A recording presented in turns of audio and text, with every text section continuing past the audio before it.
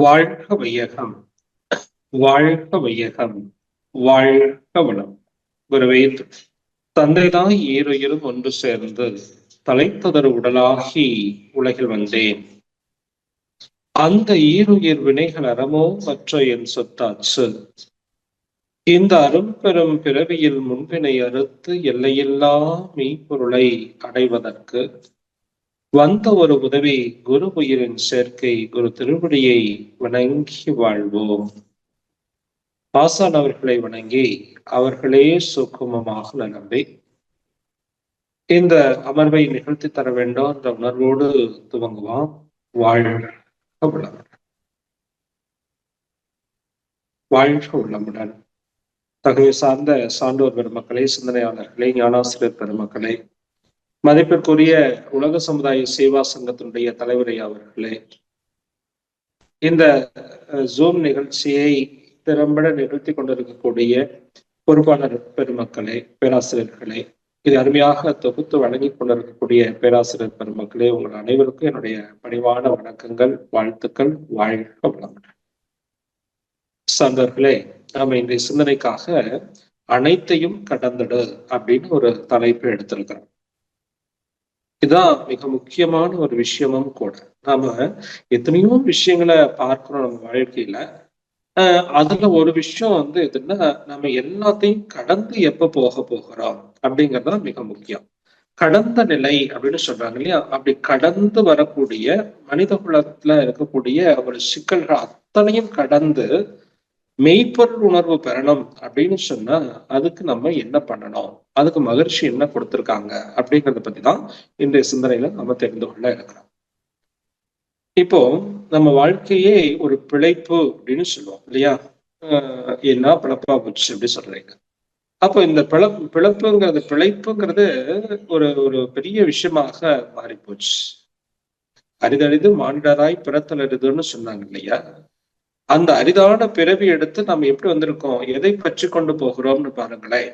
மனமெனும் தோணி வச்சு மதியென்னும் கோலை ஊன்றி சினமென்னும் சரக்கை ஏற்றி செதுகடல் ஓடும் போது மதனெனும் பாறைதாக்கி மறியும் போது அறிய உண்ணாது இருக்கும் போதே உன்னை தெரிஞ்சுக்கணுமாப்பா உச்சியூர் உடைய கோவே அப்படின்னு சொல்லி இறைவனை ஒரு மகான் பாடுகிறார். மனம்ங்கிற ஒரு தோணியில ஏறி சினம்னு சரக்க ஏத்து மனமென்னும் தோணி பற்றி மதி என்னும் கோலை ஒன்றி, அறிவுங்கிற கோலை ஒன்றி சினமென்னும் சரக்கை அதுல ஏத்திக்கிட்டு செறிகடல் ஓடும் போது மதனென்னும் பாறை தாக்கி இப்படி போகும்போது இந்த பேராசைங்கிற ஒரு ஒரு ஒரு பாறையில தாக்கி இந்த படகு கவிழ்ந்து சாகறதுக்கு முன்னாடியே எனக்கு உன்னை பத்தி தெரிந்து கொள்ளணும் இறைவா அப்படின்னு சொல்லி இந்த மகான் பாடுறார். அப்போ இந்த மனம்ங்கிற ஒரு விஷயத்தை பிடித்து கொண்டுதான் இந்த வாழ்க்கைங்கிறதே ஓடும் இல்லையா? இப்போ வாழ்க்கைங்கிற அந்த கடல்ல மனதை கொண்டுதான் கப்பலாக பயன்படுத்தி நாம ஒரு கரையில இருந்து இன்னொரு இடத்துக்கு போக போகிறோம்.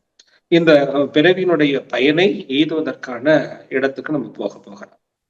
அப்ப இந்த மனம் எப்பேற்பட்டதாக இருக்கிறோம், இந்த மனதுல எதை ஏற்றி கொண்டு போகணும், அதுதான் மிக முக்கியம். சினமெனும் சரக்கை ஏற்றக்கூடாது, அங்க எதை நல்ல விஷயத்த ஏத்திட்டு போகணும் அப்படிங்கிறது தெரியணும். அப்போ இந்த மனசை எந்த அளவுக்கு தூய்மைப்படுத்தி கொள்ளுகிறோமோ, இந்த மனதுக்குள்ள எதை நல்ல விஷயத்த வச்சுக்கிறோமோ அந்த அளவுக்கு இது ரொம்ப சீக்கிரமா ரொம்ப எளிமையாக அது போய் சேர்ந்துடுங்க. இத ஒரு இடத்துல மகான் சொல்லுவாங்க, ஒரு கதை மாதிரி சொன்னாங்கன்னு வச்சுங்களேன். ஒரு ரோட்ல போறாங்க, ரோட்ல போகும்போது ஒரு தேர் நிக்குது.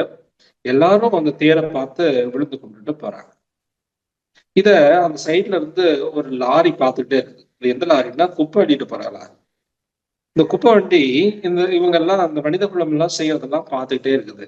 ஏன்னா நான் ஊரையே சுத்தப்படுத்துறேனே, இந்த ஊரையே சுத்தப்படுத்தி தூய்மைப்படுத்துகிற பணியில நான் ஈடுபடுத்திருக்கிறேன், என்ன எவனுமே திரும்பி கூட பார்க்க மாட்டேங்கிறான். என் பக்கத்துல வந்தா மூக்க பத்திக்கிட்டு அந்த பக்கம் திரும்பி அருவருப்பா பார்த்துட்டு போறான்.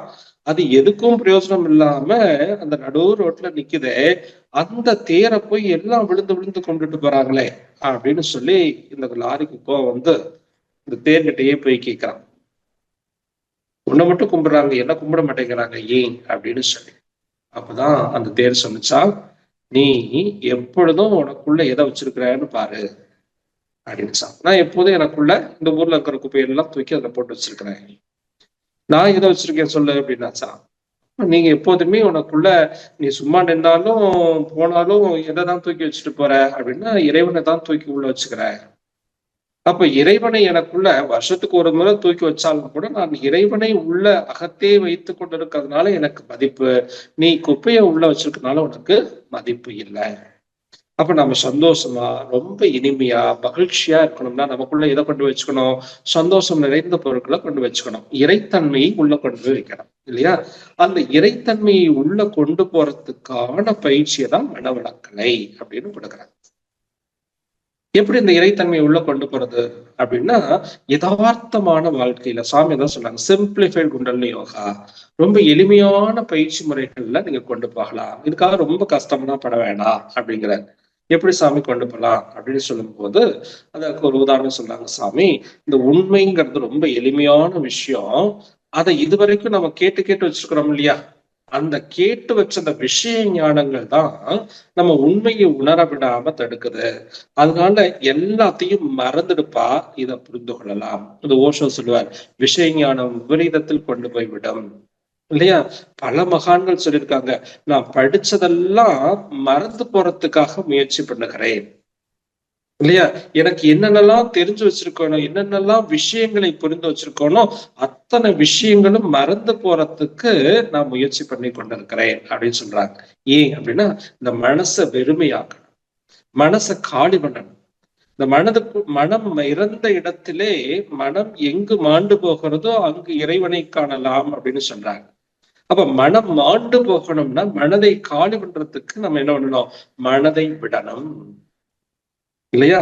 அதான் முதல் விடுதல். மனச விட்டுட்டோம்னாலே நம்ம அடைய வேண்டியதை அடைஞ்சிடலாம்.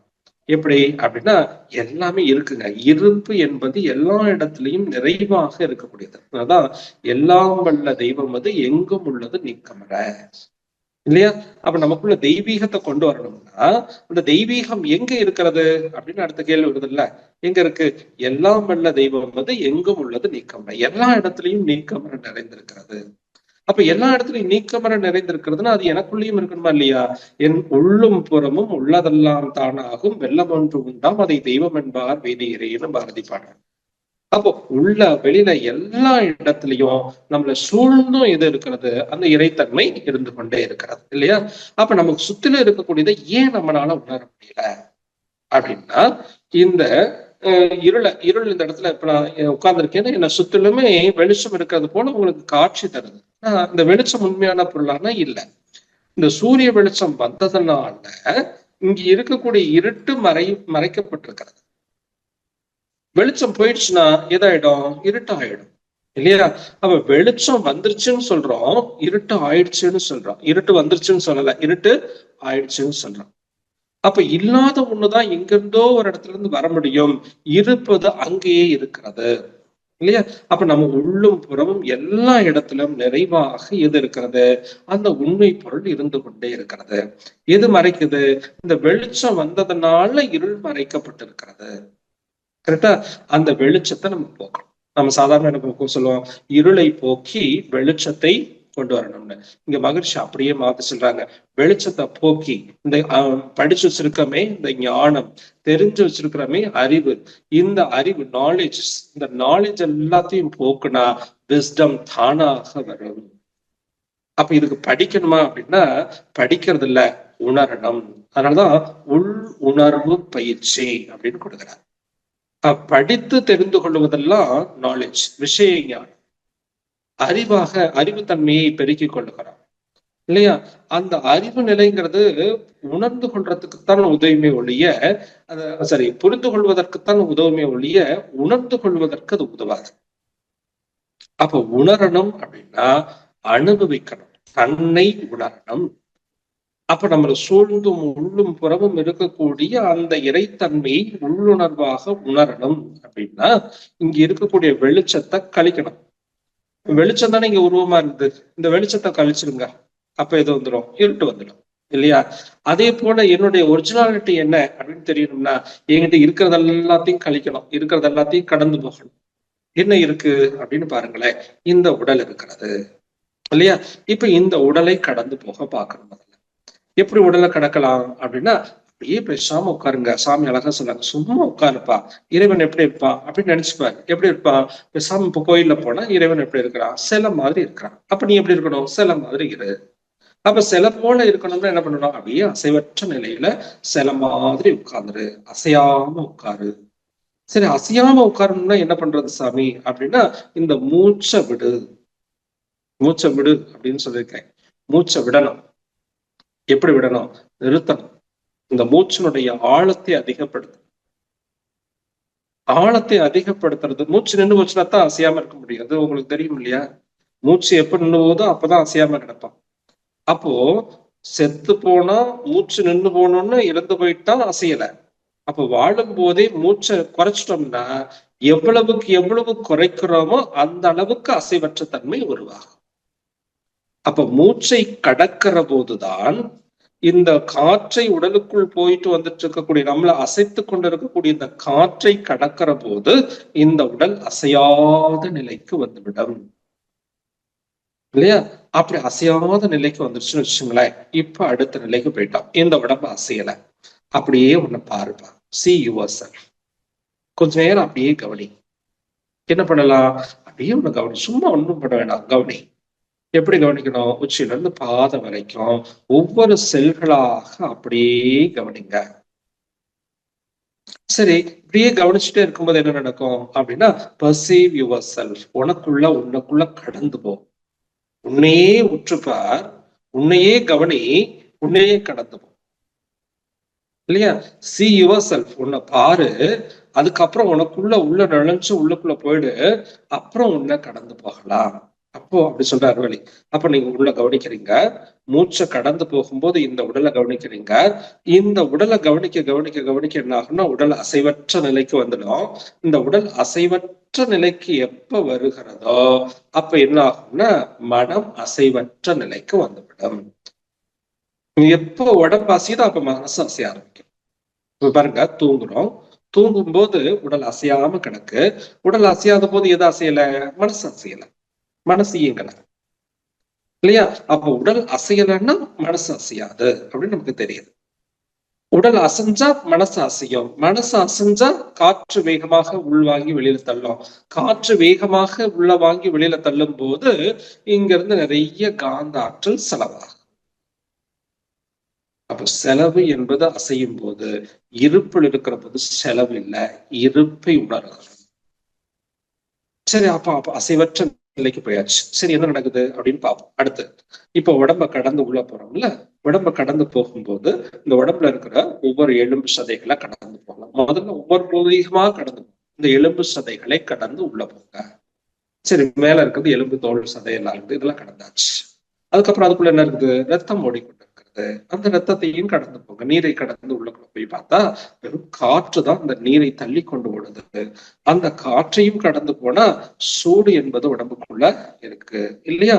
இந்த சூடையும் கடந்து உள்ள போனா அந்த உடம்பே வெறும் விண்துகள்களால் ஆக்கப்பட்டது, மிக நுண்ணிய துகள்களால் ஆக்கப்பட்டிருக்கிறது அப்படின்னு தெரியும். அப்ப இந்த உடம்பு மொத்த உருவமோ கோடிக்கணக்கான விண்துகள் சேர்ந்து ஒரு அற்புதமான காட்சியாக இருக்கிறத நம்ம உணர முடியும். அப்பதான் சாமி 3 உடல்கள் சொல்றார் பாருங்க. பருவுடல்ல இருந்து நுண்ணுடல். அப்ப பருவுடலை கடந்து நுண்ணுடல் நிலைக்கு மனசு வந்துடும். அந்த பருவுடல் கடந்து நுண்ணுடல் நிலைக்கு வர்றதுக்கு நமக்கு ஒரு 3 விஷயத்தை செய்ய சொல்றார் சாமி. முதல்ல உண்மையை பேச பழகி கொள்ளுங்க இல்லையா? பொய், களவு, சூது, கொலை, கற்பழிப்பு இதெல்லாம் நம்மளுடைய கருமையத்தை களங்கப்படுத்தக்கூடிய செயல்கள் இல்லையா? அந்த முதல் வார்த்தை கொடுக்கறது பொய். அப்ப நம்ம என்ன பண்ணணும்? அதுக்கு ஆப்போசிட் உண்மையான விஷயத்த நம்ம மனதுல கொண்டு போய் சேர்த்தோம். கற்பனையான விஷயத்த கழிக்கணும். இவ்வளவுதான். கற்பனைகளை விடுத்து உண்மையை உள்ள கொண்டு போகணும். எப்படி அப்படின்னா, நான் தவம் செய்யறேன் அப்படின்னு ஒரு கற்பனை பண்ணிட்டு இருக்கோம்ல, இந்த கற்பனையை விட்டுடுங்க. தவம் செய்வதற்குரிய பொருள் இல்ல, தவம் ஆவதற்கு உரிய பொருள். இருட்டு தான் ஆவதற்கு உரிய பொருள், வெளிச்சம் செய்வதற்குரிய பொருள். நம்ம வெளிச்சத்தை கடக்கணும், இருளை அடையணும். அப்படின்னா என்ன பண்ணணும்? இருட்ட ஆகறதுக்கு முயற்சி பண்ணணும். அப்படின்னா இந்த கற்பனையை விடணும், காட்சிகளை விடணும். அதனாலதான் காலம் தூரம் பருமன் விரைவு என்னும் கணக்கினை கடந்து இறைநிலையோடு இணைத்ததுன்னு ஒரு இடத்துல மகிழ்ச்சி பாட தூய பெருநிலை துரியாதீனமோ காலம் தூரம் பருமன் விரைவு என்னும் கணக்கினை கடந்து இறைநிலையோடு இணைத்தது. அப்ப இறைநிலை அடையணும்னா எதை கிடக்கணும்? இந்த 4 விஷயத்த கிடக்கணும். எந்த தோற்றத்தையும் கடந்து போகணும், அந்த தோற்றத்தினுடைய இயக்கங்களை கடந்து போகணும், அந்த தோற்றத்தினுடைய காலத்தை கடந்து போகணும், அந்த தோற்றத்தினுடைய விரைவை கடந்து போகணும். அப்படி கடந்து போறதுக்கு இப்போ ஒரு உதாரணம் சொல்றேனே, இப்போ ஒரு கோள் இருக்கிறதுன்னு வச்சுக்கோங்க. இப்ப சந்திரன் அப்படின்னு தவம் பண்றோம். சந்திரன் மீது தவம் அப்படின்னு சொல்லும் போது நம்ம முழு சந்திரனை நினைத்து கொள்ளுங்க அப்படின்னு சொல்றோம்.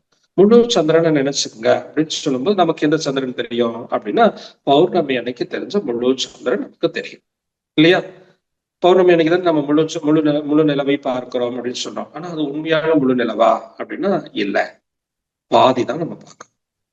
சூரியனுடைய வெளிச்சம் படுகிற அந்த பாதி தான் அங்க முழு நிலவாக நமக்கு காட்சி தருது. ஆனா இன்னொரு பகுதி எப்படி இருக்கு? இருட்டா இருக்கு. அப்ப நம்ம பார்க்கறது முழு நிலவையா பாதி நிலவையா? முழு நிலவு இல்ல, பாதி நிலவை தான் நம்ம பார்க்கிறோம். அப்ப கற்பனைன்னு வருகிற போது அங்க உண்மை மறைக்கப்படுகிறது. அப்ப கற்பனையை தவிர்த்துட்டு உண்மை நிலைக்கு நம்ம போகணும். சரியா? அப்ப எந்த ஒரு விஷயத்தையும் உண்மையாக அணுகணும். சாமி அதுக்கு ஒரு உதாரணம் சொல்லுவாங்க. ஒரு ஆப்பிள் பழம் கையில வச்சிருக்கேன்ப்பா, இது என்ன அப்படின்னு கேட்டா இது ஆப்பிள் பழம்னு சொல்றீங்க. ஏன் ஆப்பிள் பழம் சொல்றீங்க அப்படின்னா இது பல பேரால இது ஆப்பிள் பழம்னு சொல்லி நீங்க கேட்டு பதிவு பண்ணி வச்சிருக்கிறீங்க, அதனால இது ஆப்பிள் பழம்னு சொல்றீங்க. ஆனா அதனுடைய உண்மை பொருள் என்ன அப்படின்னா அது பல கோடி அணுக்கள் சேர்ந்து ஒரு இயக்கம் இல்லையா, ஒரு நிகழ்ச்சி, ஒரு காட்சி பொருள். இது இன்னைக்கு இருக்கும், நாளைக்கு அந்த காட்சி மாறி போயிடும். ஒரு 2 நாள் கழிச்சோன்னா அந்த ஆப்பிள் பழத்தினுடைய சைஸ்ல இருந்து தோற்றத்துல இருந்து எல்லாமே மாறி போயிடும், அழுகி போயிடும். தோற்றம் மாறி போயிடுச்சு, காட்சிகள் மாறி போயிடுது. பொருளாக இருந்தா எப்போது ஒரே மாதிரி இருக்கணும். இது காட்சிங்கிறதுனால ஒவ்வொரு நிமிஷத்துக்கு நிமிஷம் அந்த காட்சிகள் மாறிக்கொண்டே போகும் இல்லையா? அப்ப நம்ம எந்த பொருளையும் உண்மையாக பார்க்க பழகுதல். அடுத்த 2வது விஷயம், எல்லாத்தையும் இனிமையாக உணரப்படும், எல்லாத்தையும் அனுபவிக்கணும். அதனாலதான் அத்தனைக்கும் ஆசைப்படுன்னு சொன்னாங்க மகான்கள். அனுபவிக்கணும். அதை எப்படி அனுபவிக்கணும்னா புலன்கடாம அனுபவிக்கணும். அதை மகிழ்போகம்னு சித்தர்கள் சொல்றாங்க. எந்த புலன் அனுபவத்திற்கு வந்தாலும் அந்த புலனை கெடுக்காம அனுபவிக்கணும். ஏன்னா நமக்கு இந்த புலன்கள் எல்லாம் அந்த பொருட்கள் மேலேயே பற்று வச்சு வச்சு வச்சு வாழ பழகிடுச்சு. அதுதான் நமக்கு இன்பம்னு நினைச்சு அனுபவிச்சு பழகிடுச்சு. அப்ப அதை கடக்கணும்னா அதனுடைய உண்மைத்தன்மையை உணரணும். அதனாலதான் களவும் கற்று மரன்னு சொல்லி கொடுத்தாங்க. எல்லா விஷயத்தையும் கற்றுக்கொள்ளணும். எப்படி கற்றுக்கொள்ளணும் அப்படின்னா அது அளவு மீறாம கத்துக்கணும். இந்த இனிமை கெடாத அளவுக்கு கற்றுக்கொள்ளணும். இந்த புலன்களுடைய இனிமை கெடாத அளவுக்கு இந்த புலன்களை அனுபவிக்கக்கூடிய திறனை வளர்த்து கொள்ளணும். இதுதான் உறவிலே கண்ட உண்மை நிலை தெளிவை துறவு அப்படின்னு சொல்லி கொடுக்குறாரு மகரிஷி இல்லையா? இந்த நிலைக்கு வந்துட்டோம்னா யாரையும் நோகடிக்காம இருக்கப்படாது. இதுதான் சினம் இல்லையா? ஒரு இடத்துல ஒரு மகான் பாடுவார் இல்லையா, மனமெனும் பாம்பு அடங்கு சினமெனும் பாம்படங்கள் தாண்டவ கோணை யாவும் சித்தி என்ற நிலையடா தாண்டவ கோணைன்னு சொல்றாருல. மனம் இறந்து போகிற இடத்துல எல்லாமே கிடைக்கும், மனம் ஆண்டு போனால் எல்லாமே கிடைக்கும். ஆனா சினம் இறந்து போனா எல்லாமே சித்தி ஆகும். அப்போ இந்த சினம்ங்கிறது ஒரு விஷயத்த ஒருத்தருடைய மனதை இன்னொருத்தருக்கு நோகடிக்கக்கூடிய தன்மையை கொடுக்கும் இல்லையா? இந்த நோகடிக்காத தன்மையை வளர்த்துக்கும். ஏன் அப்படின்னா இந்த உடலுக்கு தேவையான எல்லா விஷயங்களையும் சரி, தேவைகளாக இருந்தாலும் சரி, காப்புகளாக இருந்தாலும் சரி, இதெல்லாம் பல பேருடைய உழைப்புனால நமக்கு கிடைக்க வேண்டியது இல்லையா? என்னால மட்டுமே என்னுடைய உடல் தேவைகளையும் எனக்கு தேவையான காப்புகளையும் பெற முடியும்னு சொல்லவே முடியாது. ஏன்னா மனிதன் ஒரு சோசியல் அனிமல் இல்லையா?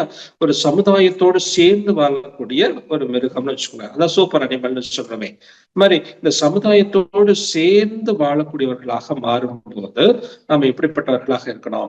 எல்லாரோடையும் இணக்கமாக இருக்கணும், யாரையும் நோகடிக்காம இருக்கணும். இப்போ நான் நல்லா உடற்பயிற்சி பண்றேன், நல்லா ஆழ்ந்து தவம் செய்யறேன், ஏதாவது ஒரு ஜீவன் என்னை பத்தி ஒரு ஜீவனை நான் நோகடிச்சுட்டு உட்கார்ந்துருக்கேன்னு வச்சுங்க, அந்த ஜீவனுடைய மன வருத்தம் எனக்கு என்னவாக உருவாக்கும்? அந்த அந்த ஜீவன் மனம் வந்துச்சுனாலே எனக்கு சாபமாக மாறும் இல்லையா?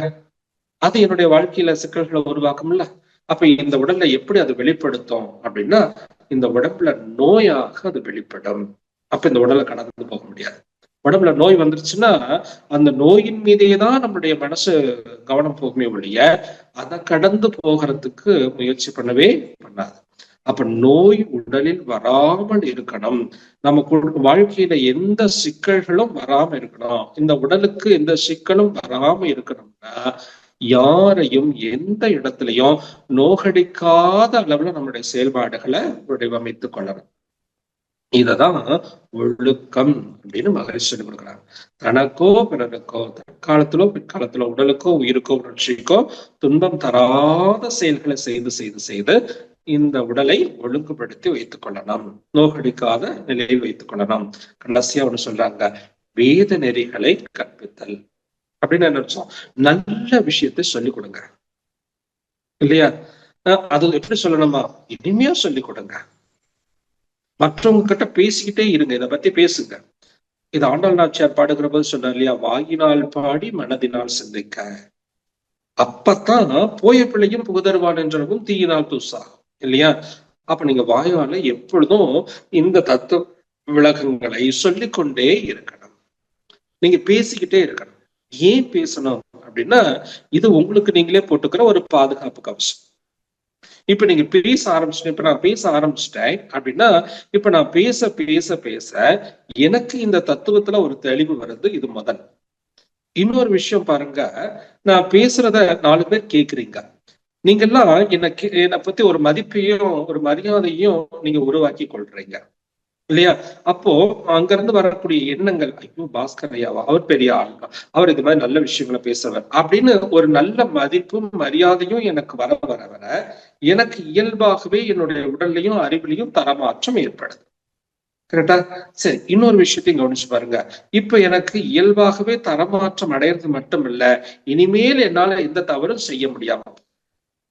அப்போ உள்ளதை உணர்ந்து கொள்ளுகிற போது, அதனாலதான் அந்த காலம் தோறும் பருமன் விரைவு என்னும் கணக்கினை கடந்து இறைநிலையோடு இணைத்ததுன்னு சாமி பாடுறாருல. அடுத்த வரி மிக முக்கியம். இணைத்தது சரி, இணைந்தேன், போய் இணைச்சிட்டோம். அப்ப நம்ம என்ன பண்ணணும்? அடுத்தது அதை உணரணும். அதை உணர்கிற போது என்னாகும்? இணைந்தேன், உணர்ந்தேன். சரி, உணர்ந்தாச்சு. அதுக்கப்புறம் என்ன பண்ணணும்? அதோட கரைஞ்சு போயிடணும். இணைந்தேன், உணர்ந்தேன், கரைந்தேன், கரைஞ்சாச்சு. அப்புறம் அதோட நிறைஞ்சு நிக்கணும், நிறைவா இருக்கணும். அதோட மெச்சாயிடணும். அது வேற நாம் வேறு இல்லைங்கிற நிலைக்கு வரணும். இப்படி கொண்டாடணும். இதான் பயிற்சி. உணர்ந்தேன், சரி, இணைந்தேன், உணர்ந்தேன், கரைந்தேன், நிறைந்தேன். இதை செஞ்சுட்டா என்ன ஆகாது? இனி பழிபுரியேன், புரிந்தவை களைந்தேன். என்னையுமே எங்கேயுமே நல்லா பழியே செய்ய முடியாது. இதுக்கு முன்னாடி செஞ்சதெல்லாம் என்னாச்சு? அதெல்லாம் தானாகவே போயிடுச்சு. இருள் சேர் இருவினையும் சேரா, எல்லா பதிவுகளும் தானாக போயிடுச்சு இல்லையா? அப்ப இந்த 4 விஷயங்களை, உண்மையாக எல்லா விஷயத்தையும் அணுகிறது, இனிமையாக எல்லா விஷயத்தையும் அணுகிறது, நோகடிக்காம இருக்கிறது, வேத நெறிகளை, நல்ல விஷயங்களை நாம மற்றவர்களுடைய பேசுவது, கலந்துரையாடுவது, சிந்திப்பது, இதையெல்லாம் நம்முடைய வாக்குல ஒரு தெளிவையும் உடல்ல ஒரு சுத்தத்தையும் உருவாக்கும். இப்ப இதுதான் உடலை கடந்து போறதுக்கான வழிமுறைகளாக எடுத்துக்கொண்டாங்க. சரி, இந்த உடலை கடந்துட்டோம் அப்படின்னா, இப்ப உடல் அசைவற்று நிக்கிற போது மனசு அசையறத கொஞ்சம் கொஞ்சமா நிறுத்திக்கணும்னு சொன்னேன்ல. அது எப்படி நிறுத்தும் அப்படின்னா, இந்த உடலை அசையலன்னு வச்சுங்க, உடல்ல இருந்து ஜீவகாந்தம் வெளியில போறது குறைஞ்சு போச்சு. ஜீவகாந்தம் வெளியில போறது குறையுதுன்னா, இது எவ்வளவு குறையுதோ அந்த அளவுக்கு வெளியில இருந்து வரக்கூடிய காந்த அலைக்கதிர்களுடைய தாக்கமும் குறைஞ்சு போயிடும். வெளியில இருந்து வரக்கூடிய காந்த அலைக்கதிர்கள் நம்ம உடம்புல இருக்கக்கூடிய காந்த அலைக்கதிர்கள் மீது ஏற்படுத்துகிற உரசல் தானே உணர்ச்சி. அந்த உரசலே கூட்டி விட்டா அது துன்பம். அப்படிதானே? எவ்வளவு நம்ம உடம்புல இருந்து எழுச்சி பெற வச்சு செலவு பண்ணுதோ அதுதானே துன்பம்னு சொல்றோம். அப்போ நமக்கு துன்பம் வராம இருக்கணும் அப்படின்னா, திருப்தி, போதும் அப்படிங்கிற ஒரு நிலை, மனம் திருப்தி அடையும். எல்லா விஷயத்திலையும் திருப்தி அடையும். மனம் திருப்தி அடையாத வரைக்கும் அசைந்து கொண்டு இருக்கும். திருப்தி அப்படின்னு ஒரு நிலை வந்துருச்சு வச்சுங்க, போதும் அப்படின்னு நினைவு ஒரு நிறைநிலை, அதுதான் நிறைநிலையே தானாக உணர்வதாகும் அப்படின்னு மகிழ்ச்சி பாடுவார். இந்த நிறைநிலையை உணர்ந்து கொள்ளுகிற போது, நிறைவேற்று நிலையை அடைகிற போது மனம் அடுத்த கட்டத்தை நோக்கி போக ஆரம்பிக்கும். அது எப்படின்னா கட்டுப்பாடு, சுய கட்டுப்பாடை உருவாக்கி கொள்ளும். இப்ப ஏன் நமக்கு கட்டுப்பாடு வர மாட்டேங்குது, மனசுல ஏன் கட்டுப்பட மாட்டேங்குது அப்படின்னா அவாட்டுக்கு ஓடிட்டு இருக்குது. ஏன் ஓடுது? திருப்தி இல்லை, எந்த பொருள் மேலேயும் திருப்தி இல்லை. இன்னைக்கு இங்க ஒரு விளக்கம் கேட்கிறோம், இப்ப நான் சொல்லிட்டு இருக்கேன், இதெல்லாம் கேக்குறீங்க, நல்லாதான் இருந்துச்சு. இன்னொரு நாள் நான் வேற ஒரு இடத்துல போய் பேசுறேன்னு சொன்னோம்னா ஐயா அந்த இடத்துக்கு வந்திருக்கிறாராமே, நம்ம போய் கேட்டு வருவோம்னு சொல்லி ஓடுறோம். இன்னொரு இடத்துல வேற யாராவது பேசுறாங்க இந்த தலைப்பு ஒட்டின்னு சொன்னா அதை போய் கேட்கலாம்னு ஓடுறோம். அப்போ என்ன, இந்த இந்த விளக்கத்தின் மீது திருப்தி வரல, இந்த இந்த தத்துவத்தின் மீது திருப்தி வரல, சொன்ன உரையின் மீது திருப்தி வரல. அதனால இன்னும் இன்னும் இன்னும் கேட்கணும் கேட்கணும் கேட்கணும்னு ஓடிட்டே இருக்கும். அப்படி கட்டுப்பாடற்று ஓடுகிற இந்த மனதனுடைய வேகம்தான் நம்ம வாழ்க்கையில நிறைய சிரமங்களை உருவாக்குதுங்க. இப்போ ஒரு ஆத்துல தண்ணி வருது, அந்த ஆத்துல வரக்கூடிய தண்ணி கட்டுப்பாடோடு அந்த ஆற்றிலேயே ஓடியாந்துருச்சுன்னா யாருக்கும் எந்த சிரமமும் இல்லை. அந்த ஆற்றுல வரக்கூடிய தண்ணி கட்டுப்பாடற்று இந்த கரைகளை உடைத்து கொண்டு அந்த பக்கம் இந்த பக்கம் ஓட ஆரம்பிச்சுச்சுன்னா அது போகிற பாதை அத்தனையும் வீணாகி, அதுவும் வீணாகி போற பாதையில இருக்கிற பொருட்களையும் வீணாக்கிட்டு போயிடும் இல்லையா? அது போல நம்முடைய மனம் கட்டுப்பாடற்று ஓடுகிற போது இந்த மனமும் கெட்டு போற பாதையில இருக்கக்கூடியவர்களையும் கெடுத்துப்பட்டவன். அப்ப நம்ம என்ன பண்ணணும்? மனச கட்டுப்பாடோடு வைக்கணும். இந்த கட்டுப்பாடுங்கிறதுலாம் நீங்க நினைச்சு கட்டியெல்லாம் போட முடியாது, எந்த கயிறு எடுத்து மட்டும் கட்ட முடியாது. எப்ப வரும் அப்படின்னா திருப்தி வரணும். அந்த திருப்தி எப்ப வரும்னா புலன் அடக்கம் பெற வேண்டும்.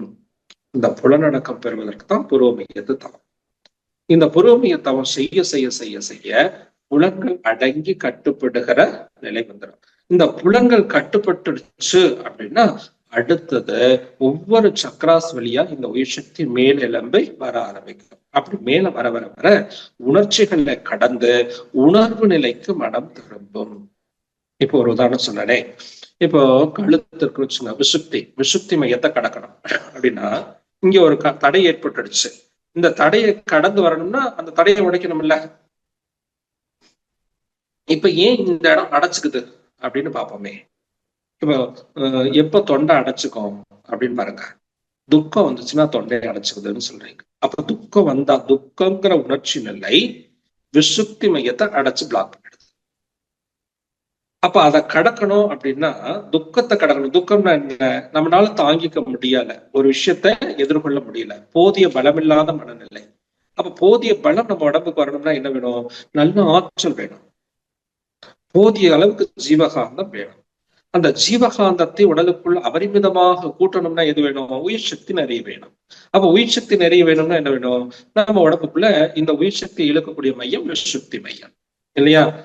ஆகாசத்துக்குரிய மையம்னு சொன்னோம்ல, அந்த இடத்துல நீங்க தவறு செய்ய செய்ய செய்ய உயிர் சக்தியினுடைய அளவு இந்த பிரபஞ்சத்தோட இணைய ஆரம்பிக்கும் போது இந்த உயிரினுடைய அளவு உடம்புல கூடுது, அதனால ஜீவகாந்தம் கூடுது, அதனால துக்கம் போயிடுது. துக்கம் போச்சுன்னா அந்த மையத்தை கடந்து. கரெக்டா? இப்போ இன்னொரு உதாரணம் கூட சொல்றேன். இப்போ நெஞ்செல்லாம் பாரமா போச்சுங்க அப்படிங்கிறாங்க. இப்போ கவலை வந்துச்சுன்னா நெஞ்செல்லாம் பாரமா இருக்கும், மூச்சு விடுறதுல சிரமப்படுவாங்க இல்லையா? அப்போ அந்த இடம்லாம் வெயிட்டா போச்சுன்னு சொல்றோம். ஏதாவது ஒரு விஷயத்த கவலைப்படுகிற போது. எப்ப கவலை வரும் அப்படின்னா நம்மளுடைய இயலாமை நினைக்கிற போது. என்ன இயலாமை அப்படின்னா ஒரு செயலை செய்யறதுக்கு நம்மளால முடியல அப்படின்னு நினைக்கும் போது இல்லையா? அப்ப செயலை எப்ப செய்ய முடியல? நம்மகிட்ட ஆற்றல் இல்லாத போது செய்ய முடியல. இப்ப நம்ம உடம்புல ஒரு நோய் வந்துருச்சு, ஒரு வேலை செய்ய முடியல, அப்ப நம்ம உடனே நம்மளுடைய இயலாமையை நினைத்து வருந்துகிறோம். அந்த வருத்தம் கவலையாக மாறும். அப்ப அந்த நோய் வராம இருக்கணும்னா என்ன பண்ணணும்? அந்த நோய் எதிர்ப்பு சக்தியை கூட்டணும். நோய் எதிர்ப்பு சக்தியை கூட்டுகிற மையம் இந்த அநாகத சக்கராஸ் இல்லையா? அப்ப இங்க தவம் செய்யும் போது நோய் எதிர்ப்பு சக்தி கூடும். நோய் எதிர்ப்பு சக்தி கூடுனா அந்த மையத்தை கடந்து உயிர் மேல் மையத்துக்கு வராது. இன்னும் சில நேரத்துல கவனிச்சு பாருங்க, பார்க்க பார்க்க எனக்கு வயிறெல்லாம் எரியுதுங்க இதை பார்க்கையில வயிற்றுச்சலா போச்சு நடிக்கிறோம். அப்பனா வயிற்றுச்சல் ஆச்சுன்னா என்ன அர்த்தம்? வயிற்றுல சூடாக மாறி அந்த இடத்துல பிளாக் ஆயிடுச்சு. தான் அநாகத மையம். சரி, மணிப்பூரக மையம். அப்ப அந்த மணிப்பூரக மையத்துல உணர்ச்சியாக இருக்கக்கூடிய கோபம்ங்கிற உணர்ச்சியை கடந்து வந்தால் இந்த மையத்தை கடந்து வரும் இல்லையா? இப்ப கோபத்தை கடந்தாத்தான் மணிப்புரகத்தை கடக்கும், கவலையை கடந்தாத்தான் அநாகதத்தை கடக்கும், துக்கத்தை கடந்தாத்தான் சுக்தியை கடக்கும். அப்படின்னா இப்ப இந்த உணர்ச்சி நிலைகளை கடக்கணும்னா உணர்வு நிலைகளை உடலிலே அதிகப்படுத்தி கொள்ளணும். அப்படி அதிகப்படுத்தி, இப்ப நான் ஒரு உதாரணத்துக்கு நான் ஒரு 3 இடத்த சொல்லிருக்கேன். இது மாதிரி ஒவ்வொரு மையங்களுக்கும் நீங்க எடுத்துக்கொள்ளலாம். இதெல்லாம் நீங்க உங்க வாழ்க்கையில பிராக்டிக்கலா செய்து பார்க்கிற போது அந்த இடத்துல எப்படி நம்ம கடந்து வருகிறோம் அப்படின்னு தெரிஞ்சுக்க முடியும் இல்லையா? இப்படி இந்த 7 மையங்களை இந்த அறிவு உயிர் சக்தி கடந்து போகிற போது 5 புலன்களை கடந்து 7 மையங்களையும் கடந்து போகிற போது 7வது மையமாகிய சகசிராதாரத்தை கடந்துருச்சுன்னா அது சுத்த வெளி இல்லையா? பெரிய கமண்டலத்துல போய் சேர்ந்துருது, இறையை காணுகிறது. அப்படி காணுகிற போது கட்டுப்பாடற்ற நிலை வரும். அந்த கட்டுப்பாடற்ற நிலை எப்படி இருக்கும்னா கட்டுப்படும் ஆனா கட்டுப்படாத நிலையாக இருக்கும் ஆனா இல்லை அப்படின்னு சொல்றோம்ல, அது மாதிரி கட்டுப்பாடோடு கூடிய ஒரு நிலை, கட்டுப்பாடற்ற நிலை, எல்லையற்ற நிலை, விரிவு பெற்ற நிலை. இந்த கட்டுப்பாட்டு நிலைதான் நமக்கு அவசியப்படுது. இந்த நிலை வருகிற போது மனசு எப்படி இருக்கும்னா அந்த சுத்த வெளியை போய் அடைஞ்சிருது இல்ல, அங்க மௌனம் அப்படிங்கிற நிலையை அடையும் இல்லையா? இது இப்படி இறைநிலையோடு எண்ணத்தை கலக்க விட்டு ஏற்படும் ஒரு அமைதியிலே விழிப்பாய் நிற்க. அப்ப எப்படி இருக்கணுமா? அமைதியில விழிப்பா நிக்கணும். தூங்குறோம் ஆனா தூங்காம இருக்கணும். புத்தர் தூங்கிட்டே இருப்பாராம். தூங்கும்போது கூட பாத்தீங்கன்னா அந்த முகத்துல அவ்வளவு சிரிப்பா இருக்கும். அப்ப அனந்தன், புத்தனுடைய முதல்நிலை சீடர் அனந்தன், அவர் புத்தரை பார்த்து கேட்கிறார், என்ன சாமி, நாங்க தூங்கும் போது கூட அப்படியே முகத்துல ஒரு மலர்ச்சி இருக்கிறதே, நீங்க தூங்கவே மாட்டீங்களா? தூங்கும் போதும் அப்படியே மலர்ச்சியோட இருக்கீங்களே, ஆனந்தமா இருக்கீங்களே அப்படின்னு கேட்கிறார். அப்ப புத்தர் சொல்றார், இந்த தூங்கும் போதும் கூட விழிப்பு நிலையில் இருந்தல். விழிப்பு நிலையில இருந்தோம்னா என்ன அர்த்தம்? அது உண்மையோட இருப்போடு கலந்து விடுகிறது, சத்துங்கிற இருப்போடு கலந்து விடுகிறது. நீங்க கவனிச்சு பாருங்க, இந்த இருளோடு எவ்வளவுக்கு எவ்வளவு சேர்ந்திருக்கிறோமோ அவ்வளவு ஆனந்தமா இருக்குங்க. இப்ப நைட்டு இருட்டா இருக்கு, இருட்டா இருக்கிற போது நாம என்ன ஆயிடுறோம்? அந்த அமைதி நிலைக்கு வந்துடுறோம். இருட்டு எப்போதும் அமைதியா தானே இருக்கும். அப்ப அமைதி நிலைக்கு வந்துடும். அமைதி, உடல் அமைதி, மனசு அமைதி அந்த இருட்டோடு சேர்ந்துக்குது. அப்ப இருப்பு நிலைக்கு போயிடுச்சு. அந்த இருப்புல இருந்து காலையில எழுந்திருக்கணும் அப்படின்னு நினைக்கும் போது, விடுபடணும்னு நினைக்கும் போது, இருப்புல இருந்து விடுபடணும்னு நினைக்கும் போது மனசுக்கு சங்கடமா இருக்கு. ஏன்? இருப்புல இருந்து விடுபடணுமே, இந்த அனந்த நிலையிலிருந்து விடுபடுகிறோமே, அனந்த நிலையிலிருந்து மனசு விடுபடுதே அப்படிங்கிற கவலை தான் காலையில நம்மளால எந்திரிக்க முடியல. நாம இது எதோ சொல்லிக்கிட்டு இருக்கிறோம். ஆனா உண்மையில கவனிச்சு பாருங்க, மனசு இருப்போடு இணைந்து இருக்கிற காலத்தை சந்தோஷமா அனுபவிக்குது. ஆனா நாம அந்த சந்தோஷம், அமைதி நிலையில சந்தோஷம் வந்துடும். அந்த விழிப்பு நிலை வந்த பிறகு மறுபடியும் நீங்க தூங்குனீங்கன்னு வச்சுங்க, அப்ப ஜீவகாந்த செலவு அதிகமாகி உடல் டயர்டாயிடும்.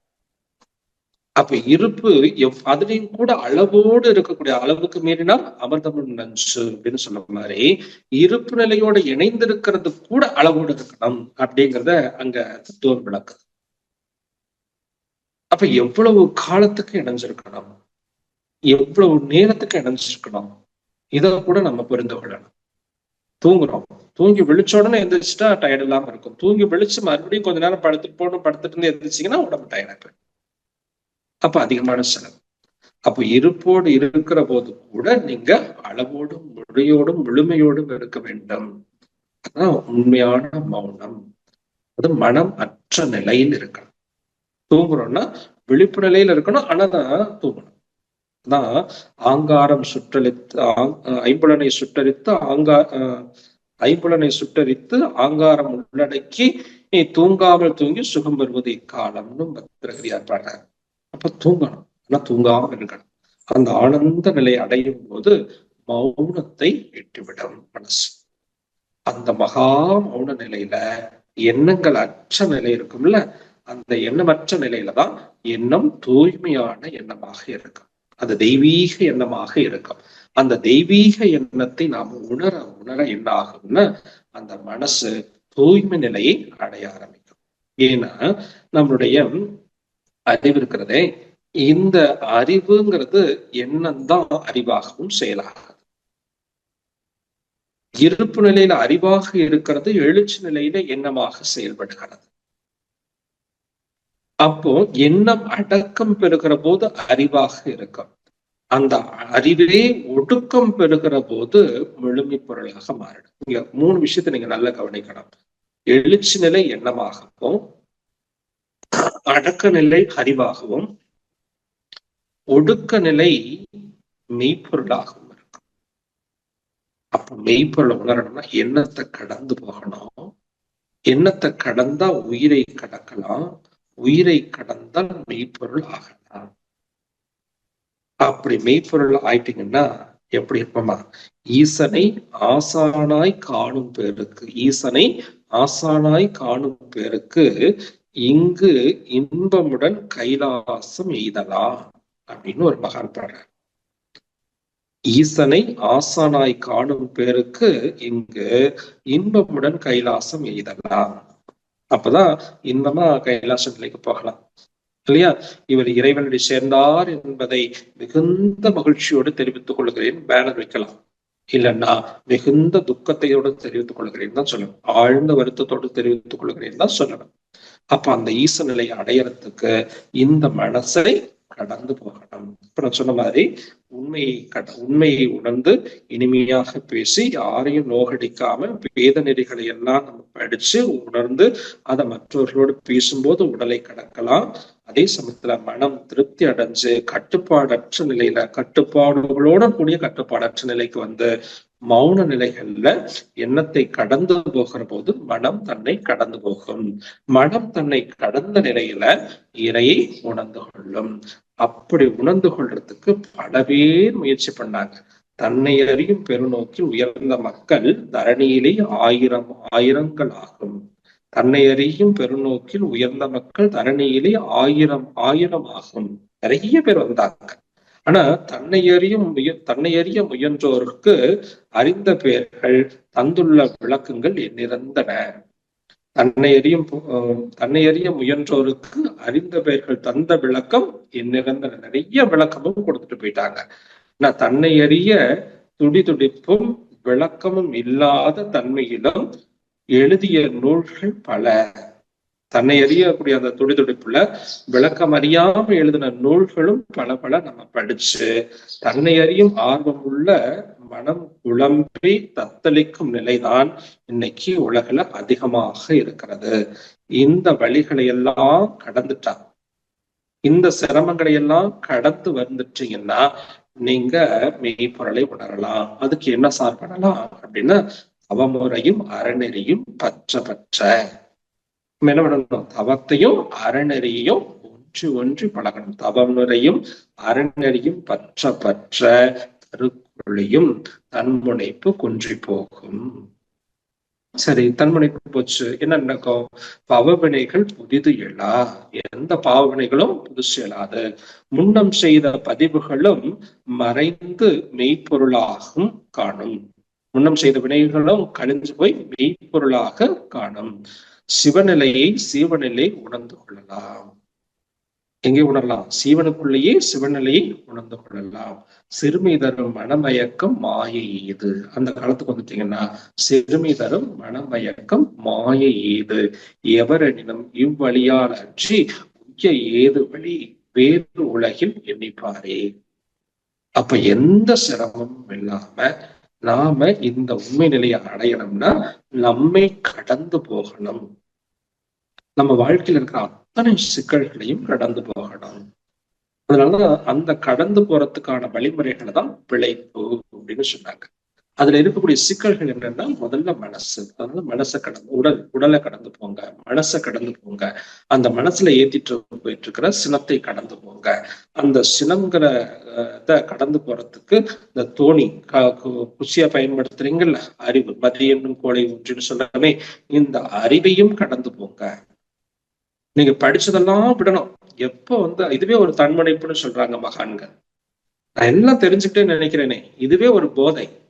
அந்த போதையை கூட கடந்து போக, எல்லாம் தெரியும் அப்படிங்கிற அந்த நிலையை கூட கடந்து போங்க. எனக்கு எதுவும் தெரியாது. அந்த வெறுமைத்தன்மைக்கு வாங்க. வெறுமையை உணரணும்னா வெறுமையாக மாறணும். உள்ளதை உணரணும்னா அந்த தன்மையாக மாறணும். அவ்வளவுதானே. அப்ப நம்ம எல்லாத்தையும் வச்சுக்கிட்டு பிடிச்சு வச்சுக்கிட்டு அது ஆகணும் முயற்சி பண்ண வேணாம். எல்லாத்தையும் விடுங்க. விட்டீங்கன்னா, விட வேண்டியதை விட்டு விட்டால் பெற வேண்டியது உனக்குள்ளே இருப்பதை காண்பாய் அப்படின்னு சொல்றாங்க. அறிவே திருந்திய அறிவு. உய்யும் நல்வழி உள்ளுணர்வு தவமே இல்லையா? செய்யும் வினைகளை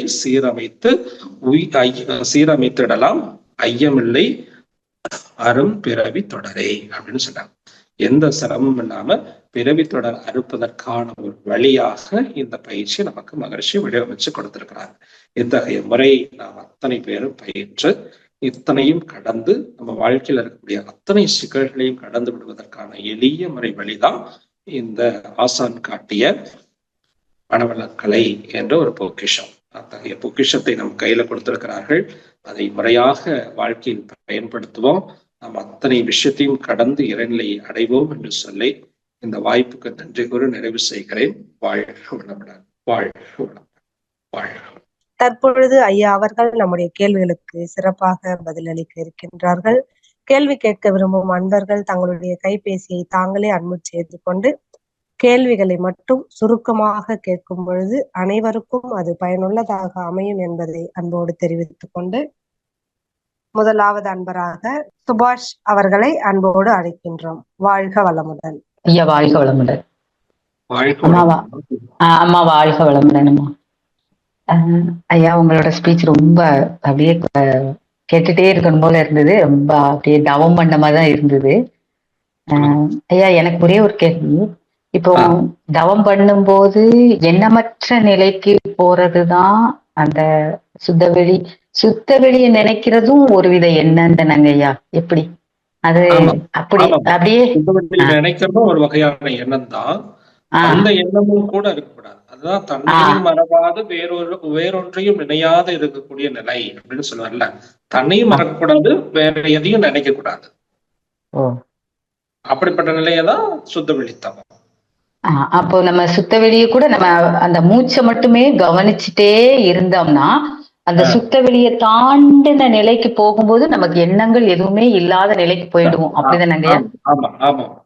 ஓ, அதுதான் உச்ச நிலை. அப்ப நம்ம நினைக்க கூட வேண்டாம். சுத்த வெளிய கூட நம்ம நாம கற்பனை பண்ண ஆரம்பிச்சிட்டோம்னா அங்கதான் இந்த மனசு நிக்கும். அதுதான் நான் கேக்குறேங்கய்யா. கற்பனை சுத்த வெளியே நினைக்கணும் அப்படின்னு நினைக்கும் போது அது ஒரு வித எண்ணத்தை தானே கிரியேட் பண்ணுது நமக்கு. கண்டிப்பா கண்டிப்பா. அப்ப நம்ம எதையுமே நினைக்க வேண்டாம். நம்ம ஒரிஜினலா உணரணுங்கிற மட்டும் நமக்கு இருந்தா போதும். அந்த நினைவு இருந்துட்டே இருந்துச்சுன்னா அந்த விழிப்பு நிலையிலேயே கவனிச்சோம்னா எது இருக்கோ அது நமக்கு உணர்வாக தெரியாது. ஓ சரிங்கய்யா, சரி. அதே நேரத்துல நம்ம ஆன்மாவை நமக்கு உணர்த்தணும், ஆன்ம தரிசனம் கிடைக்கணும் அப்படிங்கிற எண்ணத்தையும் வைக்க கூடாது. அப்படின்னு தானேங்கய்யா? அதுவும் ஒரு எண்ணம் தானே, அதுவும் ஒரு குறுக்கீடு தானே. ஏதோ எண்ணமற்ற நிலைக்கு நம்ம போகணும்னா எல்லாத்தையும் கடந்தாதான் போக முடியும். அதனாலதான் இன்னைக்கு அனைத்தையும் கடந்துடுன்னு சொன்னோம். Okay okay ஓகேங்கய்யா. ஓகே, நன்றிங்கய்யா. வாழ்க வளமுடன். நன்றிகள் அம்மா. வாழ்க வளமுடன். அடுத்த அன்பராக கிருபாநிதி அம்மா அவர்களை அன்போடு அழைக்கின்றோம். வாழ்க வளமுடன் அம்மா. அம்மா வாழ்க வளமுடன். ஐயா வாழ்க வளமுடன். ஐயா வாழ்க வளமுடன்மா. ஐயா புத்தாண்டு வாழ்த்துக்களும் பொங்கல் வாழ்த்துக்களும். வாழ்த்துக்கள் வாழ்த்துக்கள். வாழ்க வளமுடன். முன்னாடி அம்மா கேட்டது கூட எனக்கு ஒரு கொஸ்டினா இருந்துச்சு. எனக்கு நீங்க நல்லா கிளியர் பண்ணிட்டீங்க. ஒன்னியா கடந்த நிலை மெய்ப்பொருள் மனதை எப்படி அதுக்கு அழகான விளக்கங்கள் சொன்னீங்க. இப்பயா புரிந்து கொள்ளுதல், உணர்தல், புரிந்து நம்ம அது எனக்கு புரிந்து கொள்ளுதல், உணர்தல், உண்மையை பேசு கற்பனையை கழி அப்படின்ட்டீங்க. உண்மையை பேசு கற்பனையை கழிஞ்சிரு. இது ஒரு இந்த உணர்தலுக்கும் அந்த புரிதலுக்கும் என்னையா வித்தியாசம்? அதை உணர்ந்துட்டோமா புரிஞ்சுட்டோமா அப்படிங்கிறதுக்கு என்னையா சின்ன வித்தியாசங்கள் இருக்கு? இப்போ புரிஞ்சுக்கிட்டோம் அப்படின்னா அதை பத்தி தெரிஞ்சிருக்கோம். இப்ப விஷயம் தெரியுது. இப்ப சுத்த வெளிதான் சுத்த வெளிதான் முழுமை பொருள் அப்படின்னு நமக்கு தெரியுது இல்ல. ஆமா இப்ப ஐயா. நம்ம கேட்டோம்னா நமக்கு மூலப்பொருள் எதுன்னா இறைநிலை. நான் யாருன்னு கேட்டா இறைவனே நானாக இருக்கிறேன். இது நமக்கு தெரியுது. ஆமா ஐயா. ஆமா, இது எல்லாருக்கும் நல்லாவே புரிஞ்சிருக்கும். கரெக்டா இல்லையா? கண்டிப்பா ஐயா, கண்டிப்பா. மனவளக்கலையில இருக்கிறவங்க அத்தனை பேருக்குமே நான் யாருங்கிற கேள்விக்கு நல்லாவே விளக்கம் தெரியும். நானே இறைவன் அப்படின்னு தெரியும். பிரம்மமே நானாக இருக்கிறேன். அதான் பிரம்மஞானம் இல்லையா? இது புரிதல். வாடிய பயிரை கண்ட போதெல்லாம் வாடினேன் அப்படின்னு சொன்னாருன்னா அந்த பயிரை பாக்குற போது இவரும் வாடுறாரு அப்படின்னா அது வேற இது வேற இல்ல. ரெண்டு பேரும் ஒண்ணுங்கிற நிலைக்கு போனாதான் அந்த வாட்டம் பாரு. கரெக்டா? Okay okay okay. அது உணர்தல் வந்துட்டீங்கன்னா நீங்க அது வேற நீங்க வேறன்னு செக்ரிகேட் பண்ண மாட்டீங்க, பிரிக்க மாட்டீங்க. புரியுது புரியுது. இங்க நமக்கு இப்ப நம்ம புரிஞ்சிருக்கோம். ஆனாலும் இன்னும் நம்ம மற்ற உருவத்தையோ அல்லது தோற்றத்தையோ பார்க்கிற போது அந்த சுத்தவடியா நம்ம பாக்குறோமானா இல்லையே, இறைநிலையாக பாக்குறோம். கரெக்ட்யா, ரொம்ப நன்றியா. ஒரு சின்ன ஒண்ணு, அதாவது இணைந்தேன் கரைந்தேன், அதுக்கு அழகான விளக்கம் எல்லாம் சொன்னீங்க ஐயா. அடக்கம் ஒழுக்கம், அந்த அடக்கத்துல ஒழுக்கம் வருதா இல்ல அந்த அத கொஞ்சம் நீங்க அதை அழகா சொன்னீங்க, கட்டுப்பாடு இதெல்லாம். அந்த அடக்கம் ஒழுக்கத்துடைய சின்ன பிரிவினை என்னையா? அடக்கத்துக்கும் ஒடுக்கத்துக்கும் என்ன வித்தியாசம் கேக்குறீங்களா? அதாவது நீங்க சொன்னீங்க, அதை நல்லா கேட்டேன். ஆனால் கூட அதுல அடக்கம் வந்து என்னன்னா விரிவு நிலை இல்லையா? அது தொடக்க நிலைன்னு வச்சுக்கோங்க. அதுல இருந்து உயிர்நிலைக்கு போகும்போது அடக்க நிலைன்னு சொல்லுவாங்க. அடக்கம்னா ஒரு இடத்துல போய் குவியுது, ஒரு குவிதல் நிலை. ஒடுக்கம் அப்படின்னா அதுக்கு மேல குவியறதுக்கு எதுவும் இல்லை, அங்க இருப்பாக மாறிடும் முழுமை நிலை. ஒடுக்கம், இப்போ நான் இருக்கேன், இப்ப நான் அடக்கமா இருக்கேன் அப்படின்னா நான் ரொம்ப பவ்யமா இருக்கிறேன் அப்படின்னு சொல்லலாம், அவ்வளவுதானே? கண்டிப்பா கண்டிப்பா. ஒடுக்க நிலைனாக்க இப்ப பஸ்ல வந்து என்னை எல்லாரும் சுத்தி அழுத்துறாங்க, நான் அப்படியே ஒடுங்கி நிக்கிறேன்னு சொல்றீங்க. அப்படின்னா என்ன அர்த்தம்? அசையாம அப்படியே இருப்பா நிக்கிறேன், அப்படிதானே? ஒடுக்கம் அசைவற்ற நிலை ஒடுக்க நிலை. அசைகிற நிலையில அடக்க நிலை, அதுவும் அசைகிற நிலைதான், ஆனா லேசா அசைவோடு இருக்கும். நன்றி ஐயா. ஆக்னைங்கிறது தொடக்க நிலைமா, இங்கேயும் உணர்வோம். அது அழுத்தம். துரியத்திலையும் உணர்றோம், ஏதோ ஒரு அழுத்தத்தை உணர்றோம். ஆனா அங்க லேசா ஒரு அசைவு இருக்கும். ஆனா துரியாதீதத்துல அது ஒடுக்கம், அங்க அசைவற்ற நிலை. சிறப்பியா, நன்றி ஐயா. ஆனா இப்ப அனைத்தையும் கடந்து விடு, நம்ம எந்த நிலையில இருக்கோம்னு நமக்கு தான் தெரியும் இல்லையா ஐயா? நீங்க இப்படி இருக்கணும், எந்த நிலையில நான் இருக்கேன்னு நான் தற்சோதனை பண்ணாதான் அதான் முக்கியம். நம்ம அளவுல நாம சிந்திக்கணும், இருக்குதான் மௌனம். ஓகே ஓகே, ரொம்ப சிறப்பியா, நன்றி ஐயா. வாழ்க வளமுடன். அம்மா சொன்னாங்க ஒரு மாதிரியே இருந்தது, ரொம்ப அமைதியா கேட்டுக்கிட்டு இருந்தேன், அவ்வளவுதான். ரொம்ப நன்றி, வாழ்க வளமுடன். நன்றிகள் அம்மா. வாழ்க வளமுடன். வாழ்க வளமுடன். அடுத்த அன்பராக அருள்நிதி ராதா அம்மா அவர்களை அன்போடு அழைக்கின்றோம். வாழ்க வாழ்க வளமுடன்மா. வாய்ப்பு கொடுத்தமைக்கு நன்றி ஐயா. வாழ்க வளமுடன். வாழ்க வளமுடன்மா. நல்லா இருக்கீங்களா? நல்லா இருக்கேங்க ஐயா, நீங்க நல்லா இருக்கீங்கல்ல? ஐயா அற்புதமா இருந்துச்சுங்க ஐயா, தெளிவான குரல், அழுத்தமா இருந்துச்சு, அதே நேரத்துல அமைதியா மனசுல பதிகிற அளவு நிறைய பாயிண்ட்டுங்க ஐயா, ரொம்ப அற்புதம் ஐயா. எனக்கு ஒரு சின்ன கேள்வி, சந்தேகம். அருட்காப்பு போடுறோம் இல்லைங்க ஐயா, அது வந்து எவ்வளவு நேரம் அதோட பலன் கிடைக்கும்னு ஒரு அன்பர் கேட்டாரு. எனக்கு அதுக்கு டக்குன்னு பதில் சொல்ல தெரியல, ஏன்னா நான் நினைச்சா போட்டுட்டே இருப்பேன், அதனால தெரியலைங்க ஐயா.